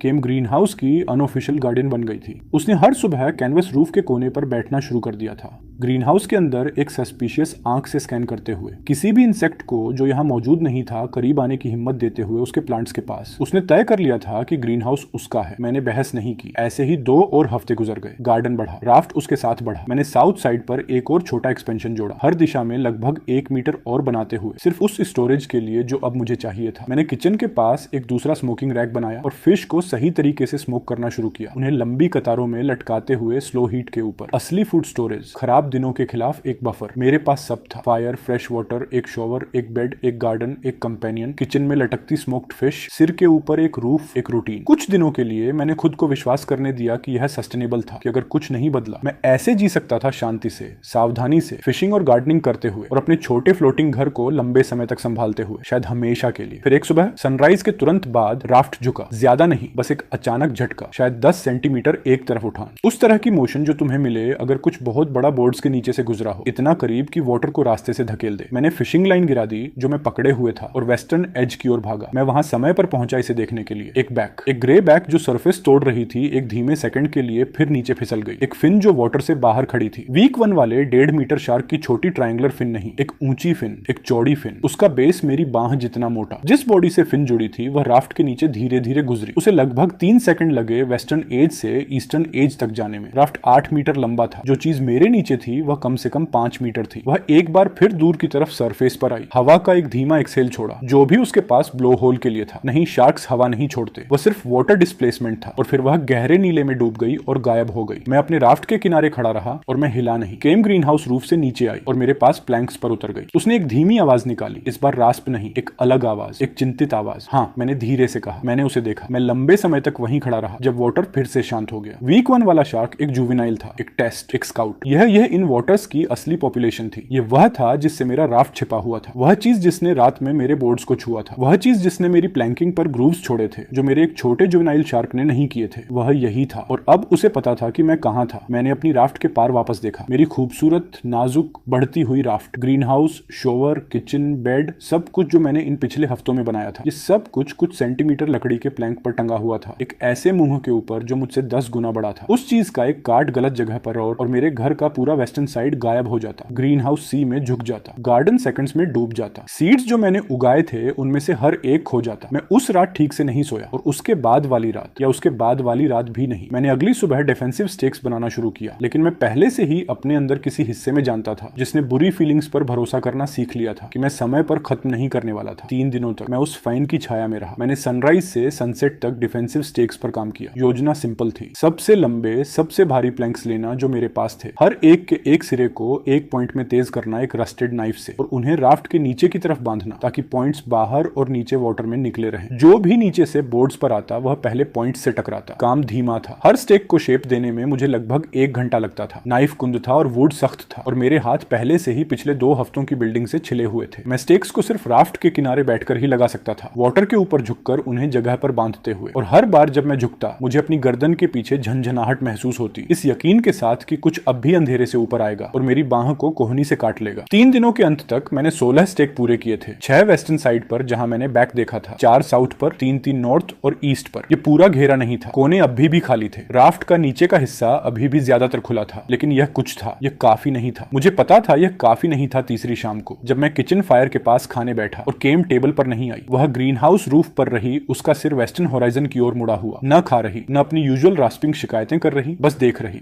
एक बार उसने एक धीमी आवाज निकाली जो मैंने उससे पहले कभी नहीं सुनी थी, एक कराह और एक सीटी के बीच कहीं। वह आवाज जो एक एनिमल निकालता है जब वह जानता है। मैं उस रात बेड पर नहीं सोया। मैं किचन प्लेटफॉर्म पर लेट गया उसकी जगह, बैंक्ड कोल्स के पास, एक हैमर एक हाथ में और रस्टेड नाइफ दूसरे में और चेस्ट से गटिंग नाइफ पहुंच के अंदर। मैंने खुद से कहा यह सिर्फ एक प्रिकॉशन था। मैंने खुद से कहा मैं फायर के पास बेहतर सोऊंगा। मैंने उस रात खुद से बहुत छोटे तरीकों से झूठ बोला। मैं आधी रात के बाद कहीं सो गया। क्रैश ने मुझे जगा दिया। वह थर्ड नहीं था, वह बम्प नहीं था, वह क्रैश था। एक गीली, टूटती, बिखरती आवाज जो मैंने प्लैंक्स के जरिए महसूस की उससे पहले कि मैंने उसे अपने कानों से सुना। पूरी राफ्ट साइड में झटकी। मैं किचन प्लेटफॉर्म से लुढ़क गया और अपने कंधे पर डेक से टकराया। केम चिल्ला रही थी। मैंने उसे ऐसी आवाज निकालते कभी नहीं सुना था। वह उसकी यूजुअल हॉर्स रास्प नहीं थी। वह एक ऊंची, फटी हुई, घबराई हुई चीख थी, बार बार, जो मेरे ऊपर कहीं अंधेरे में से आ रही थी। मैं अपने हाथों और घुटनों पर घिसट कर उठा और अपनी दिशा समझने की कोशिश की। राफ्ट का ईस्टर्न साइड ऊपर झुका हुआ था, वेस्टर्न साइड नीचे झुका हुआ था। वाटर प्लैंक्स के किनारे से ऊपर छलक रहा था जहां ग्रीन हाउस था और मैं सुन सकता था केम की चीख के ऊपर भी वुड के टूटने की आवाज कहीं मेरे नीचे। एक और क्रैश। राफ्ट फिर झटकी। झुकाव और खराब हो गया। मैं गीले डेक पर फिसला और किचन प्लेटफॉर्म के साइड में जा टकराया। मैंने खुद को मजबूर किया वेस्टर्न एज की ओर देखने के लिए। मूनलाइट में मैंने ग्रीन हाउस देखा। वह टूट रहा था। राफ्ट का पूरा वेस्टर्न कॉर्नर, वह कोना जिस पर मैंने इतनी मेहनत की थी, वह कोना ग्रीन हाउस और गार्डन के साथ और 3 हफ्तों के प्लांटेड सीड्स के साथ बाकी से अलग हो रहा था। स्टेकस जो मैंने उस साइड पर लगाए थे टूटे हुए थे और लटक रहे थे। प्लैंक्स जिन्हें मैंने एक साथ बांधा था अपनी रोप्स को एक एक करके छोड़ रहे थे। जैसा मैं देख रहा था ग्रीन हाउस की कैनवास छत अंदर की ओर ढह गई और मिट्टी का एक काला ढेर और टूटे हुए गमले वाटर में फिसल गए। 3 हफ्तों की उगाई, हर एक अंकुर, हर एक बीन, हर एक टोमेटो, आलू जिन्हें मैंने अपनी उंगलियों से दबाया था, यह सब एक ही सांस के समय में अंधेरे वाटर में फिसल गया। मुझे लगता है मैंने कुछ चिल्लाया, मुझे याद नहीं क्या। मैं टूटते किनारे की ओर रेंगता हुआ बढ़ा, अपने हाथों और घुटनों पर रेंगता हुआ, क्योंकि डेक अब चलने के लिए बहुत खड़ा था। मेरे पास कुछ आधा बना हुआ विचार था, कुछ बचाने का, कुछ भी, एक मुट्ठी मिट्टी, एक अकेला अंकुर, कुछ भी। वही गलती थी। तीसरा वार तब आया जब मैं किनारे तक पहुंचा, पहले 2 से बड़ा। पूरा राफ्ट ऊपर उछला और मुड़ा और मेरे नीचे का डेक, गीला, झुका हुआ, टूटा हुआ डेक, एक ही सेकंड में मेरे हाथों और घुटनों के नीचे से साइड में खिसक गया। मैं फिसला। मैं तख्तों पर फिसलता हुआ खुले वाटर की ओर गया जैसे मैं बर्फ की स्लाइड पर हूं। मैंने पकड़ने के लिए कुछ टटोला। मेरी उंगलियां आधे सेकंड के लिए एक टूटे तख्ते के किनारे पर अटकी और छूट गईं। मेरी कोहनी टूटी हुई स्टेक के साइड से टकराई और दर्द मेरी पूरी बाह में दौड़ गया और मेरी बची हुई पकड़ भी छूट गई। फिर मैं वाटर में था। मैं तुरंत नीचे चला गया। ठंड ने मुझे ऐसे पकड़ा जैसे किसी ने मेरे सीने को जकड़ लिया हो। जितना मैंने उम्मीद की थी उससे कहीं ज्यादा ठंडा। हफ्तों तक महसूस करने के बाद भी मेरा मुंह नमक से भर गया। मेरी आंखें जलने लगी। मेरे कान नीचे चले गए और दुनिया धीमी, दब गई और असंभव रूप से बड़ी हो गई। मैंने किक मारी और अपना सिर सतह के ऊपर निकाला। मैंने एक सांस ली। राफ्ट वहीं था, वहीं 1 मीटर से भी कम दूर। उसका टूटा किनारा चांदनी में हिल रहा था। मैंने उसकी ओर हाथ बढ़ाया। मेरे नीचे एक साया हिला। मैंने उसे देखने से पहले महसूस किया। मेरे पैरों के पास वाटर में एक हलचल, किसी बहुत बड़े चीज के पास से गुजरने का एहसास। मैंने नीचे देखा। मुझे नीचे नहीं देखना चाहिए था और अंधेरे वाटर के अंदर मैंने उसे देखा। वह मेरी ओर उठ रहा था, धीरे, जैसे कोई चीज उठती है जब उसे जल्दी नहीं करनी, क्योंकि उसे पता है शिकार कहीं नहीं जा सकता। एक लंबा फीका आकार गहरे अंधेरे से ऊपर आता हुआ। मुंह खुला था। मैं दांतों की पंक्तियां देख सकता था, चांदनी में सफेद, अंदर की ओर झुकी हुई 2 टेढ़ी लाइनों में। मैंने तैरने की कोशिश की। मैंने ऊपर तैरने की कोशिश की, दूर, साइड में, राफ्ट की ओर, कहीं भी। मेरी बाहें धीमे वाटर में चली, जो शरबत जैसा लग रहा था। मैं आगे नहीं बढ़ा। साया उठता रहा। मेरे पास एक पूरा विचार सोचने का समय था। यही है मैं दूसरी बार कैसे मरता हूँ। फिर साइड से टक्कर आई। वह शार्क नहीं थी। उसने शार्क को मारा, मुझे नहीं। कुछ तेज, धूसर और भारी मेरी बाईं ओर से आया और उठते हुए मुंह के साइड में टकराया। शार्क का सिर साइड में झटका। दांतों की पंक्तियां खाली पर बंद हो गई। शार्क का पूरा लंबा शरीर रास्ते से हट गया। अंधेरे वाटर में मुझसे दूर बहता हुआ, जैसे चौंक कर धीमा हो गया हो। मैंने उस चीज को देखा जिसने उसे मारा था। वह एक डॉल्फिन था। छोटा नहीं, बड़ा जानवर, शायद 2.5 मीटर लंबा। उसके शरीर के एक साइड पर एक पुराना मुड़ा हुआ निशान चलता हुआ। वह वाटर में घूमा और शार्क की ओर वापस आया और फिर से टकराया, सिर नीचे। पूरी गति से शार्क के गलफड़ों में टक्कर मारी। शार्क मुड़ी और काटने की कोशिश की। डॉल्फिन तेज था। वह ऊपर और दूर निकल गया, एक तंग घुमाव में लौटा और तीसरी बार शार्क को मारा, इस बार सिर के साइड में। शार्क ने हार मान ली। उसने अपने लंबे शरीर को मोड़ा और गहरे अंधेरे में नीचे चला गया और गायब हो गया। मैं अभी भी वाटर में था। मैं हिलना बंद कर चुका था। मुझे लगता है मैं सदमे में था। डॉल्फिन मेरी ओर आया। मैं कहना चाहता करता हूँ कि मुझे कोई डर नहीं लगा। ये सच नहीं है। मैंने अभी अभी एक 5 मीटर की शार्क को मुझे खाने की कोशिश करते देखा था और अब एक जानवर जो लगभग उतना ही लंबा था सीधे मेरे चेहरे की ओर तैर रहा था और मेरे शरीर का हर हिस्सा जो पिछले कुछ मिनटों में बचा था मुझे कह रहा था कि जितनी तेज हो सके तैर कर दूर जाओ। मैं नहीं हिला। डॉल्फिन धीमा हुआ। वह बहुत धीरे से मेरे नीचे आया और मैंने उसकी पीठ को अपने सीने और कंधों से टकराते महसूस किया। चिकनी रबड़ जैसी त्वचा, वार्म, किसी तरह वाटर से ज्यादा वार्म। उसने मुझे बिना मेहनत उठाया, मेरा सिर और कंधे वाटर से ऊपर अपनी पीठ पर उठाते हुए, जैसे कोई माता पिता बच्चे को उठाते हैं। उसने मुझे राफ्ट की ओर ले गया। ये धीरे चला, जानबूझकर, जिस तरह तुम चलते हो जब तुम डरते हो कि जो तुम पकड़ रहे हो उसे गिरा दोगे। ये मुझे राफ्ट के टूटे किनारे तक लाया और खुद को तख्तों के खिलाफ दबाया ताकि मैं पकड़ सकूं। मैंने एक तख्ते के फटे किनारे को दोनों हाथों से पकड़ा और खींचा। डॉल्फिन ने नीचे से मेरे पैरों के खिलाफ धक्का दिया, मुझे ऊपर की ओर धकेलते हुए।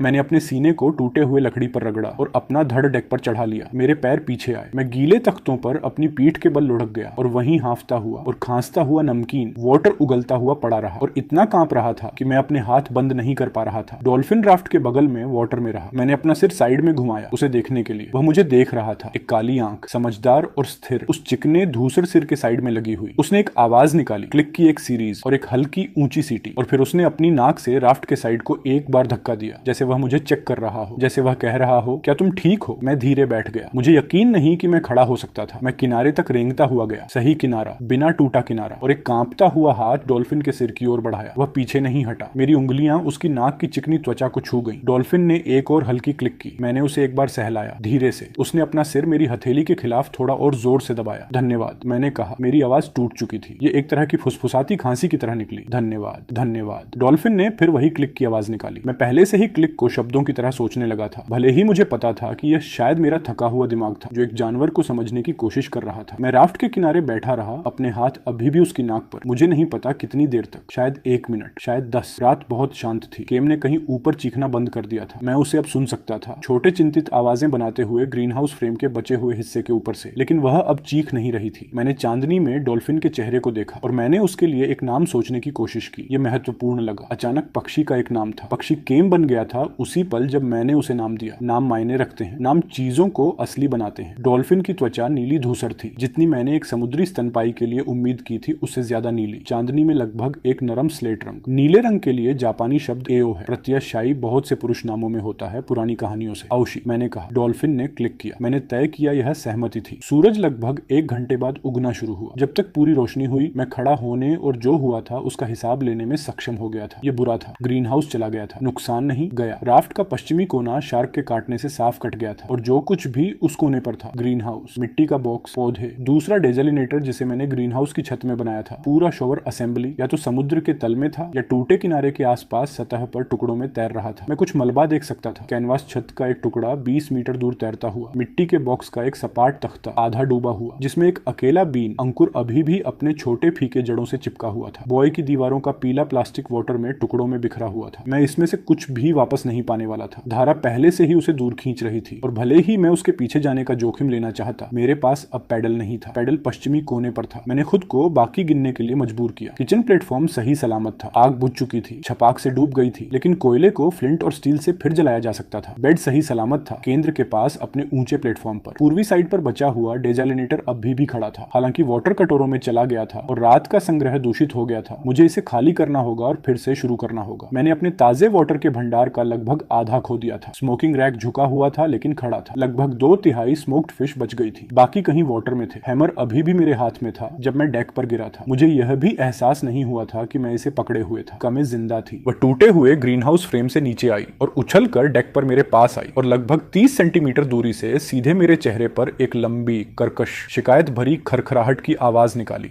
मुझे कोई आइडिया नहीं था कि वह मुझे क्या बता रही थी। मुझे लगता है वह मुझे बता रही थी कि मैं पानी में गिरने के लिए एक बेवकूफ था। मैंने उससे कहा कि वह सही थी। आओशी अभी भी राफ्ट के पास वाटर में था। वह गया नहीं था। वह धीरे धीरे चक्कर लगा रहा था, शायद 10 मीटर दूर। देख रहा था। हर कुछ मिनट में वह टूटे किनारे पर वापस आता और अपनी नाक से उसे छूता, जैसे वह चेक कर रहा हो कि मैं अभी भी सीधा हूं या नहीं। मैं किचन प्लेटफॉर्म पर बैठ गया, मेरे एक साइड पर कामे और दूसरे साइड वाटर में ओशी के साथ, और मैंने अपना चेहरा अपने हाथों में रख लिया और मैंने बहुत कोशिश की कि मैं रोऊं नहीं, क्योंकि रोना वाटर की बर्बादी होता जिसे मैं खो नहीं सकता था। जब मैंने अपने हाथ अपने चेहरे से हटाए। मैंने टूटे डेक के पार उस खाली जगह की ओर देखा जहां ग्रीन हाउस था। 3 हफ्तों की उगाई, हर सीड जो मैंने लगाया था, ड्रिप इरिगेशन सिस्टम, शावर जिसके नीचे मैं खड़ा हुआ था और फिर से इंसान जैसा महसूस किया था, सब 1 मिनट से कम में चला गया। लेकिन मैं जिंदा था। 2 जानवरों ने तय किया था, उन कारणों से जिन्हें मैं समझ नहीं सकता, कि मैं जिंदा रहने लायक था। पक्षी ने मुझे चेतावनी दी थी, डॉल्फिन ने मुझे बाहर खींचा था। मैं अब अकेला नहीं था। मैं खड़ा हुआ, मेरे पैर अभी भी कांप रहे थे, लेकिन उन्होंने मुझे संभाला। मैं राफ्ट के पूर्वी किनारे तक चला, सुरक्षित किनारा, वह किनारा जहां वाटर खाली था, और मैंने उगते सूरज की ओर देखा। एक बात निश्चित थी, अगली बार जब शार्क वापस आएगी और वह वापस आएगी, या तो मेरा राफ्ट एक किला होगा या मेरा राफ्ट टुकड़े टुकड़े होगा। तीसरा विकल्प नहीं था। मैंने हैमर उठाया। मैंने अगले 3 दिनों तक नहीं सोया। मेरा मतलब लगभग सच में है। मैं 2 बार लेटा, एक बार दूसरे दिन दोपहर में 1 घंटे के लिए, एक बार शायद तीसरी रात 2 घंटे के लिए, जब मेरे हाथ थकान से काम करना बंद कर चुके थे। बाकी समय मैं काम करता रहा। मैं वैसे काम करता रहा जैसे तुम तब काम करते हो जब तुम समझ चुके होते हो कि अगली गलती आखिरी गलती है। हमले के बाद पहली सुबह मैंने अपने दिमाग में एक सूची बनाई और उसे ऐसे पकड़े रखा जैसे प्रार्थना। 1, टूटे कोने को फिर से बनाओ ताकि राफ्ट फिर से संरचनात्मक रूप से पूरा हो। 2, एक असली परिधि रक्षा बनाओ जो पूरी तरह चारों ओर जाए, कोई खाली जगह नहीं। 3, एक हथियार बनाओ जिसे मैं किसी बड़े चीज के खिलाफ इस्तेमाल कर सकूं। 4, ग्रीन हाउस को किसी दूसरे साइड पर फिर से बनाओ उन सीड्स के साथ जो मेरे पास बचे हैं। 5, डिसैलिनेटर को फिर से बनाओ ताकि मेरे पास फिर से वाटर हो। 6, तब तक मत रुको जब तक ये सब पूरा ना हो जाए। मैंने टूटे कोने से शुरू किया क्योंकि बाकी सब उसी पर निर्भर था। मैंने हर टुकड़ा मलबा खींच लिया जो हुक और रस्सी की पहुंच में था। जो मुझे चाहिए था उसका ज्यादातर पहले से पास था। हमले ने बहुत सा तैरता हुआ लकड़ी डीला कर दिया था और धारा ने उसमें से कुछ को राफ्ट की ओर धकेल दिया था, दूर जाने के बजाय। पहली सुबह के भीतर मैंने 11 नए तख्ते, 3 और टूटे हुए सेल के टुकड़े, कहीं से मास्ट का एक लंबा हिस्सा और आधे सड़े हुए बैरल से 2 और लोहे के छल्ले खींच लिए थे। मैंने नए तख्तों को टूटे किनारे पर एक मोटे पैच में बांधा और कीलों से जोड़ा। फिर दूसरी परत के साथ उसे दोगुना किया जिसमें तख्ते पहले के लंबवत चल रहे थे। मैंने पहले से सबक सीख लिया था, तख्तों की एक परत जल्दी बनती है और जल्दी टूटती है। 2 परतें जिनमें रेशा अलग दिशाओं में चलता है, काटने में बहुत ज्यादा समय लेती है। पहले दिन के अंत तक राफ्ट का पश्चिमी साइड फिर से पूरा था, चोट की तरह बदसूरत, अलग अलग रंगों के मौसम खाए लकड़ी के टुकड़ों से पैच किया हुआ, लेकिन पूरा। मैंने दूसरे दिन परिधि रक्षा शुरू की। ये वह हिस्सा था जिसके बारे में मैं सोच रहा था जबकि मेरे हाथ पैच पर काम कर रहे थे। जो डिफेंसिव स्टेक्स मैंने हमले से पहले बनाए थे वह आधा उपाय थे। एक साइड पर 6, दूसरे पर 4, बीच में बड़े गैप, सभी सिर्फ नीचे की साइड पर उन जगहों पर बंधे थे जहां मैं पानी में गिरे बिना पहुंच सकता था। अब मुझे एक पूरा घेरा चाहिए था, हर साइड, हर कोना, कोई खुला हिस्सा नहीं। मैंने तख्तों को तेज करना शुरू किया। पहली सुबह के अंत तक मैंने 8 नए तख्तों को स्टेकस के रूप में आकार दे दिया था। एक सिरा नुकीला, दूसरा सिरा बांधने के लिए सपाट। मैंने उन्हें पहले खाली कोनों में लगाया जहां शार्क स्वाभाविक रूप से कमजोरी ढूंढती। फिर मैं वापस गया और पश्चिमी और दक्षिणी साइड पर पहले से लगे स्टेक की घनत्व को दोगुना किया जहां मैंने गतिविधि देखी थी। दूसरे दिन के अंत तक राफ्ट की परिधि के चारों ओर 31 स्टेक थे, आधे मीटर से ज्यादा दूरी पर नहीं रखे गए, सभी बाहर की ओर और हल्का नीचे की ओर वाटर में झुके हुए। फिर मैंने जाल ढाल बनाई। ये एक तरह से औशी का योगदान था। जब मैं काम करता था वह हमेशा पास रहता था, धीरे धीरे चक्कर लगाता हुआ, हर कुछ मिनट में सतह पर आता था मेरी दिशा में एक हल्की क्लिक करने के लिए, फिर वापस नीचे गायब हो जाता था गहराई में, जो भी एक डॉल्फिन करती है करने के लिए। उस दूसरे दिन 2 बार वह वापस आया बेड़े के पास अपनी नाक से कुछ धकेलते हुए। पहली बार वह एक लंबा टुकड़ा था मछली पकड़ने के जाल का, गुच्छा बना हुआ और पीछे खींचता हुआ खरपतवार जो कहीं बह रहा था मेरी नजर से बाहर। दूसरी बार वह एक छोटा टुकड़ा था उसी जाल का, ज्यादा साफ, जिसमें अधिकतर जाल सही था। मैं घुटनों के बल बैठा बेड़े के किनारे पर और जाल को पानी से बाहर खींचा अपने हुक से। औशी मुझे ऐसा करते हुए देख रहा था। मैंने कहा धन्यवाद, जोर से, उस तरह जैसे तुम कहते हो जब तुम सच में मतलब रखते हो। और औशी ने एक बार क्लिक किया और वापस नीचे चला गया। मैंने जाल को सुलझाया उस दोपहर के बाकी समय। उसमें छेद थे और सड़े हुए हिस्से जिन्हें मुझे काटना पड़ा जंग लगे चाकू से, लेकिन अधिकतर जाल ठीक था। शाम तक मेरे पास एक लंबा टुकड़ा था जाल का, लगभग 6 मीटर लंबा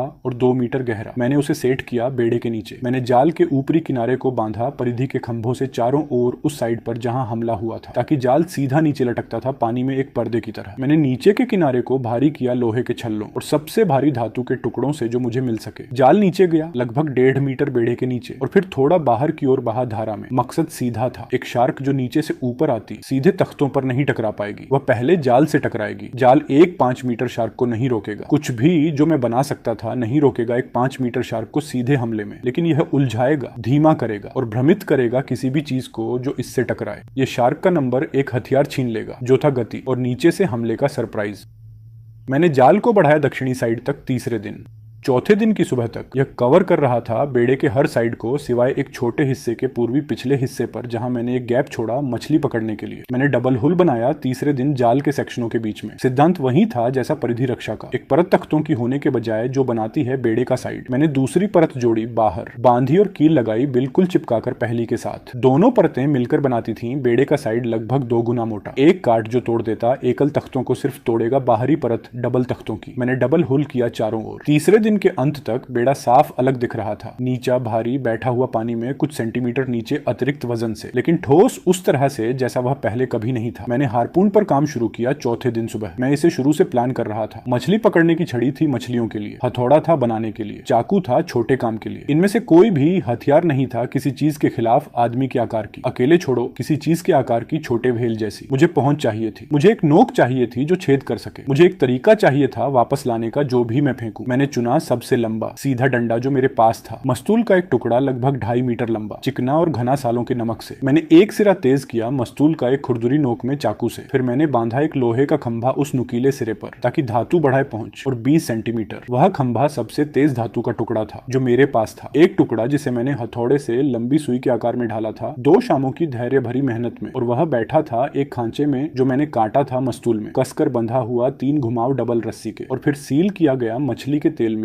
भीगे कपड़े की परत से जिसे मैंने सूखने दिया सख्त। मैंने बांधी एक लंबाई सबसे मजबूत रस्सी की जो मेरे पास थी मस्तूल के पीछे वाले सिरे से। रस्सी का दूसरा सिरा मैंने बांधा रसोई प्लेटफॉर्म के बेस से, सबसे मजबूत संरचना बेड़े पर। विचार था हारपून फेंको, लाइन पकड़े रहो, कभी हारपून मत खो, बेड़े को खुद एंकर बनने दो। मैंने बनाया एक दूसरा हारपून उस दिन के अंत तक, छोटा हल्का लेकिन वही सिद्धांत, एक बैकअप। मैं नहीं करने वाला था वही गलती जो मैंने की थी मछली पकड़ने की छड़ी के साथ तीसरे दिन, खोना अपना एकमात्र हथियार एक खराब पल में। मैंने ग्रीन हाउस को फिर बनाया 5वें दिन। मैंने इसे बनाया दक्षिणी साइड पर, इस बार दूर उस कोने से जो टूटा था, और मैंने इसे छोटा बनाया 1.5 मीटर बाई 1 मीटर, नीचा मजबूत सीधे बंधा हुआ डबल हुल में बजाय डेक पर अलग खड़ा होने के। मेरे पास सिर्फ कुछ सीड पैकेट्स बचे थे। जो कुछ मैंने पहले लगाया था उसका ज्यादातर हिस्सा चला गया था ओरिजिनल ग्रीन हाउस के साथ, लेकिन मेरे पास अभी भी खीरे और बीन्स थे, और 1 पैकेट पालक का, और 3 सूखे आलू के जो बच गए थे क्योंकि मैंने उन्हें अलग रखा था किचन के पास। मैंने उन्हें सावधानी से लगाया। मैंने ड्रिप इरिगेशन फिर बनाया। मैंने एक दूसरा छोटा डिसैलिनेटर जोड़ा नए ग्रीन हाउस को फीड करने के लिए, और एक तीसरा उसके बगल में, ताकि मैं पानी की कैपेसिटी को रिप्लेस कर सकूं जो मैंने खो दी थी। जब तक मैं खत्म हुआ बेड़े पर 3 डिसैलिनेटर्स चल रहे थे पैरेलल में, लगभग 1.5 लीटर फ्रेश वाटर प्रतिदिन, जितना मुझे पीने के लिए चाहिए उससे ज्यादा, साइड में चीजें उगाने के लिए काफी। मैंने स्मोकिंग रैक फिर बनाया, और जो बचा था मेरे स्मोक्ड फिश का उसे फिर से व्यवस्थित किया। मैंने किचन को सही तरीके से फिर बनाया। मैंने एक नीची रेलिंग बनाई अंदरूनी किनारे के साथ बेड़े के, वह साइड जो डेक की तरफ था, वह साइड नहीं जो वाटर की तरफ था, ताकि अगर मैं फिसल जाऊं एक गीले तख्ते पर, मेरे पास कुछ हो पकड़ने के लिए उससे पहले कि मैं नीचे गिरूं। एक छोटी चीज, उस तरह की चीज जो मुझे हफ्तों पहले बनानी चाहिए थी, ये मुझे बचा लेती उस रात जब अटैक हुआ था। छठे दिन की सुबह तक बेड़ा तैयार था, या जितना तैयार वह होने वाला था। मैं खड़ा हुआ किचन प्लेटफॉर्म पर और उसे देखा। यह वह फ्रेजाइल तैरता घर नहीं था जो मैंने पहले बनाया था। यह एक फोर्ट्रेस था, एक छोटा बदसूरत लकड़ी का फोर्ट्रेस जिसमें डबल हल था और स्टेक्स की परिधि थी, और जाल का एक पर्दा था जो चारों तरफ वाटर में लटक रहा था। इसमें एक फिर से बना ग्रीन हाउस था दक्षिणी साइड पर, 3 डिसैलिनेटर्स पूर्व में, एक स्मोकिंग रैक मछलियों से भरा हुआ, एक असली बिस्तर एक असली शेल्टर के नीचे, 2 हारपून्स मस्तूल के सहारे टिके हुए, और एक आग धीरे जल रही थी हार्थ में। यह किसी ऐसे इंसान का घर था जिसने तय कर लिया था कि वह नहीं मरेगा। साथ ही पूरे समय मेरे साथ काम कर रहे थे। औशी उन 6 दिनों में एक बार भी बेड़े से नहीं गया, किसी भी लंबे समय के लिए तो नहीं। वह हर कुछ मिनट में सतह पर आता था दिन के दौरान, मुझे चेक करता हुआ, कभी कभी होल को अपनी नाक से धक्का देता हुआ, जैसे नई कंस्ट्रक्शन को टेस्ट कर रहा हो। मैंने उसकी आवाजें पढ़ना शुरू किया। एक छोटा क्लिक मतलब मैं यहाँ हूँ, 3 या 4 क्लिक्स की श्रृंखला मतलब आओ और देखो, एक लंबी धीमी विसल मतलब कुछ पास में है, एक तेज विसल ऊंची पिच वाली मतलब कुछ पास में है और तुम्हें ध्यान देना चाहिए। उन 6 दिनों के दौरान 2 बार उसने तेज विसल की, और दोनों बार जब मैंने पानी में देखा, मैं देख सकता था एक छोटा शार्क 1.5 मीटर वाला प्रकार पहले हफ्ते से बेड़े से दूर मुड़ता हुआ और गहरे पानी में वापस जाता हुआ। औशी उन्हें भगा रहा था। मुझे यकीन नहीं था कैसे। मुझे लगता है उसकी मौजूदगी ही छोटे वालों के लिए काफी थी। डॉल्फिन भी शिकारी होते हैं अपने तरीके से, और एक स्वस्थ एडल्ट बॉटल नोज जिसका शरीर मांसपेशियों से भरा है, वह ऐसी चीज नहीं है जिससे एक जुवेनाइल शार्क लड़ना चाहे किसी मलबे के टुकड़े के लिए। उसने मुझे मछलियां लाना शुरू किया, ज्यादा नहीं, 2 तीसरे दिन, 1 चौथे दिन, 3 पांचवें दिन, लेकिन वे बड़ी मछलियां थी, उससे बड़ी जो मैं पकड़ सकता था अपनी लाइन से। वह बेड़े के पास सतह पर आता था अपने मुंह में मछली लेकर, उसे गिराता था तख्तों पर वाटर से कुछ सेंटीमीटर ऊपर से, और फिर पीछे हट जाता था और मुझे देखता था उसे उठाते हुए। पहली बार जब उसने ऐसा किया, मैं बस खड़ा रहा उसे घूरता हुआ। मुझे कोई अंदाजा नहीं था वह ऐसा क्यों कर रहा था। फिर मैंने मछली उठाई, धन्यवाद कहा और उसे डिनर के लिए साफ किया। उसके बाद वह ऐसा करता रहा। मैं इसे नहीं समझता था, मैं अभी भी नहीं समझता। शायद वह अपने लिए शिकार कर रहा था और मुझे बचा हुआ हिस्सा ला रहा था। शायद उसने तय किया था कि मैं उसके समूह का सदस्य हूँ और समूह के सदस्य खाना साझा करते हैं। शायद वह बस अकेला था, मुझे नहीं पता। मुझे पता है कि चौथी रात को मैंने वह मछली पकाई जो वह मेरे लिए लाया था और मैंने आधी खाई और बाकी आधी उसे वापस दी बेड़े के किनारे से, और उसने उसे मेरे हाथ से बिना हिचकिचाहट के ले लिया। कमी हवा थी। वह हर सुबह सूर्योदय पर चली जाती थी और 2 या 3 घंटे के लिए गायब रहती थी। वह वापस आती थी इन्फॉर्मेशन के साथ। मैंने उसे भी पढ़ना सीखा। जिस तरह वह चक्कर लगाती थी जब उसे कुछ मिलता था जो मुझे दिखाने लायक होता था, जिस तरह वह नीचे रहती थी जब कुछ खतरनाक पास होता था, जिस तरह वह ग्रीन हाउस की छत पर बैठती थी और एक खास लंबी शिकायत वाली आवाज करती थी जब उसने कोई मलबा नहीं देखा होता था पीछा करने लायक। चौथी सुबह वह दक्षिण से वापस आई उत्साहित। उसने बेड़े के चारों ओर 3 बार चक्कर लगाया और फिर से उड़ गई, इतनी धीरे कि मैं देख सकूं वह किस दिशा में जा रही थी। दक्षिण दक्षिण पश्चिम। मैं उठे हुए सोने वाले प्लेटफॉर्म पर चढ़ा और देखा। आधा किलोमीटर दूर वाटर पर मलबे का एक साफ पैच था। मैं उसे बस एक गहरी रेखा के रूप में देख सकता था, सुबह की लहरों के खिलाफ। मैंने नया पैडल तैयार किया। मैंने एक तीसरे दिन बनाया था, पहले से ज्यादा मजबूत, और धीरे धीरे राफ्ट को उस पैच की तरफ चलाया जबकि कैम ऊपर चक्कर लगा रही थी। इसमें दिन का ज्यादातर हिस्सा लग गया। राफ्ट अब एक गीले लकड़ी के लट्ठे की तरह चल रही थी, पहले से बहुत भारी, और मुझे शिफ्ट्स में रो करना पड़ा क्योंकि मेरे हाथ हर 20 मिनट में जवाब दे देते थे। एओशी पूरे रास्ते साथ साथ तैर रहा था, कभी कभी अपने नाक से राफ्ट के पीछे को धक्का देकर मदद करता हुआ। मैं उसे करते हुए महसूस कर सकता था। जब वह धक्का देता था तो राफ्ट थोड़ी तेज चलती थी। हम देर दोपहर तक मलबे के क्षेत्र तक पहुंच गए। मैंने जो कुछ भी खींच सकता था खींच लिया, और तख्ते, धातु की जाली का एक टुकड़ा पहले से बड़ा, 2 और बैरल, मोटी रस्सी का एक कुंडल जो मेरे पास किसी भी चीज से मोटा था, कैनवास का एक लंबा टुकड़ा आश्चर्यजनक रूप से अच्छी हालत में, कई छोटे लकड़ी और रस्सी और टूटी प्लास्टिक के टुकड़े, और फिर आखिरी खींचों में से एक पर ओशी राफ्ट के पास आया अपनी नाक से कुछ धकेलते हुए। ये खाना नहीं था, ये ऐसा मलबा नहीं था जिसे मैं निर्माण के लिए यूज कर सकूं। ये छोटा था, इतना छोटा कि उसने उसे सावधानी से अपने चेहरे के किनारे के साथ संतुलित किया हुआ था, और जब उसने उसे बोर्ड्स के खिलाफ धकेला और छोड़ दिया तो मुझे नीचे झुककर अपने हाथ से उसे उठाना पड़ा इससे पहले कि वह डूब जाए। यह धातु का एक टुकड़ा था, मेरे हथेली के आकार का, मोटे तौर पर आयताकार लेकिन थोड़ा मुड़ा हुआ, जैसे यह किसी बड़ी चीज का हिस्सा रहा हो। धातु एक अजीब धूसर रंग की थी, स्टील से ज्यादा चिकनी, जितना मैंने उम्मीद की थी उससे हल्की। जब मैंने उसे उठाया, ये जंग लगी नहीं थी। ये सॉल्ट वाटर में पता नहीं कितने समय से था और यह जंग लगी नहीं थी। मैंने उसे अपने हाथों में पलटा। एक तरफ उस पर नक्काशी थी। मैंने उसे ऊपर उठाकर देर दोपहर की धूप पकड़ने की कोशिश की और ध्यान से देखा। नक्काशी निशानों की एक श्रृंखला थी, रेखाएं और वक्र एक पैटर्न में व्यवस्थित जो साफ तौर पर जानबूझकर था। रैंडम खरोंच नहीं, डैमेज नहीं, बल्कि एक लिपि, सिंबल्स, लिखावट। मैंने उसे लंबे समय तक देखा। ये जापानीज नहीं था। मैं किसी भी कंजी या किसी भी कना को तुरंत पहचान लेता, चाहे घिसे हुए ही क्यों ना हो। ये इंग्लिश नहीं था, लैटिन अल्फाबेट के अक्षर वहां नहीं थे। ये चाइनीज नहीं था, ये कोरियन नहीं था, ये कोई भी सिस्टम नहीं था जो मैंने कभी किसी साइन पर या किसी किताब में या किसी वेबसाइट पर 28 साल में एक साक्षर इंसान के रूप में पृथ्वी ग्रह पर देखा हो। लेकिन यह लिखावट थी। मुझे पता था कि यह लिखावट थी क्योंकि जिस तरह निशान समूहित थे, छोटे क्लस्टर जो छोटे स्पेस से अलग थे, जैसे वाक्य में शब्द अलग होते हैं। इसमें लय थी, इसमें संरचना थी, इसमें अर्थ था अगर तुम्हें इसे पढ़ना आता। मैंने अपनी जिंदगी में यह भाषा पहले कभी नहीं देखी थी। मैं किचन प्लेटफॉर्म पर बैठ गया उस धातु के टुकड़े को हाथ में लेकर, और मैं उसे देखता रहा जबकि सूरज वाटर के ऊपर डूब गया। ओशी धीरे धीरे क्लिक कर रहा था वाटर में राफ्ट के पास। कायम ग्रीन हाउस की छत पर थी, मुझे एक झुकी हुई आंख से देखती हुई, जैसे वह इंतजार कर रही हो कि मैं कुछ समझूं। मैंने उसे धीरे धीरे समझा। किसी ने इस धातु के टुकड़े को बनाया था, कोई जिसके हाथ थे, कोई जो धातु को रिफाइन करना जानता था, कुछ बेहतर में बदलने के लिए जंग से, और उसे चिकना आकार देने के लिए, और उसकी सतह पर लिखित भाषा उकेरने के लिए। कोई जिसने इस वस्तु को बनाया और फिर या तो उसे खो दिया या फेंक दिया या उसे पकड़े हुए मर गया, और ओशन ने उसे न जाने कितने दिन या हफ्ते या सालों तक बहाया जब तक एक डॉल्फिन उसे मेरे पास नहीं ले आया। मैं यहाँ पहला इंसान नहीं था। मैं इतना गहराई में डूबा हुआ था जिंदा रहने के काम में, इतना पूरी तरह कंज्यूम था वाटर और फूड और शेल्टर और शार्क्स में, कि मैंने सबसे ऑब्वियस सवाल पूछना बंद कर दिया था। कैसे मैं सरवाइव करूं नहीं, बल्कि और कौन सरवाइव हुआ है। मैं इस दुनिया को खाली समझ रहा था, एक विशाल ओशन जिसमें सिर्फ मैं और मेरा राफ्ट और वो चीजें थी जो मुझे खाना चाहती थी। लेकिन दुनिया खाली नहीं थी। दुनिया में लोग थे, लोग जो चीजें बनाते थे, लोग जो लिखते थे, लोग जो कहीं रहते थे, और अगर वे कहीं रहते थे, कहीं वहां हॉरिजन के पार, तो कहीं एक जगह थी जहां मैं जा सकता था, अपने राफ्ट के साथ, अपने पैडल के साथ, अपने डॉल्फिन और अपने बर्ड और अपने हार्पन्स और अपने स्मोक्ड फिश और अपने वाटर के साथ। मैंने अपनी उंगलियां उस धातु के टुकड़े के चारों ओर बंद कर ली और उसे अपनी मुट्ठी में कसकर पकड़ लिया। पहली बार जब से मैंने अपनी आंखें खोली थी, एक 4x4 लकड़ी के टुकड़े पर, बिना वाटर और बिना फूड और बिना होप के, मेरे पास एक लक्ष्य था जो अगले सूर्योदय से बड़ा था। मेरे पास एक दिशा थी,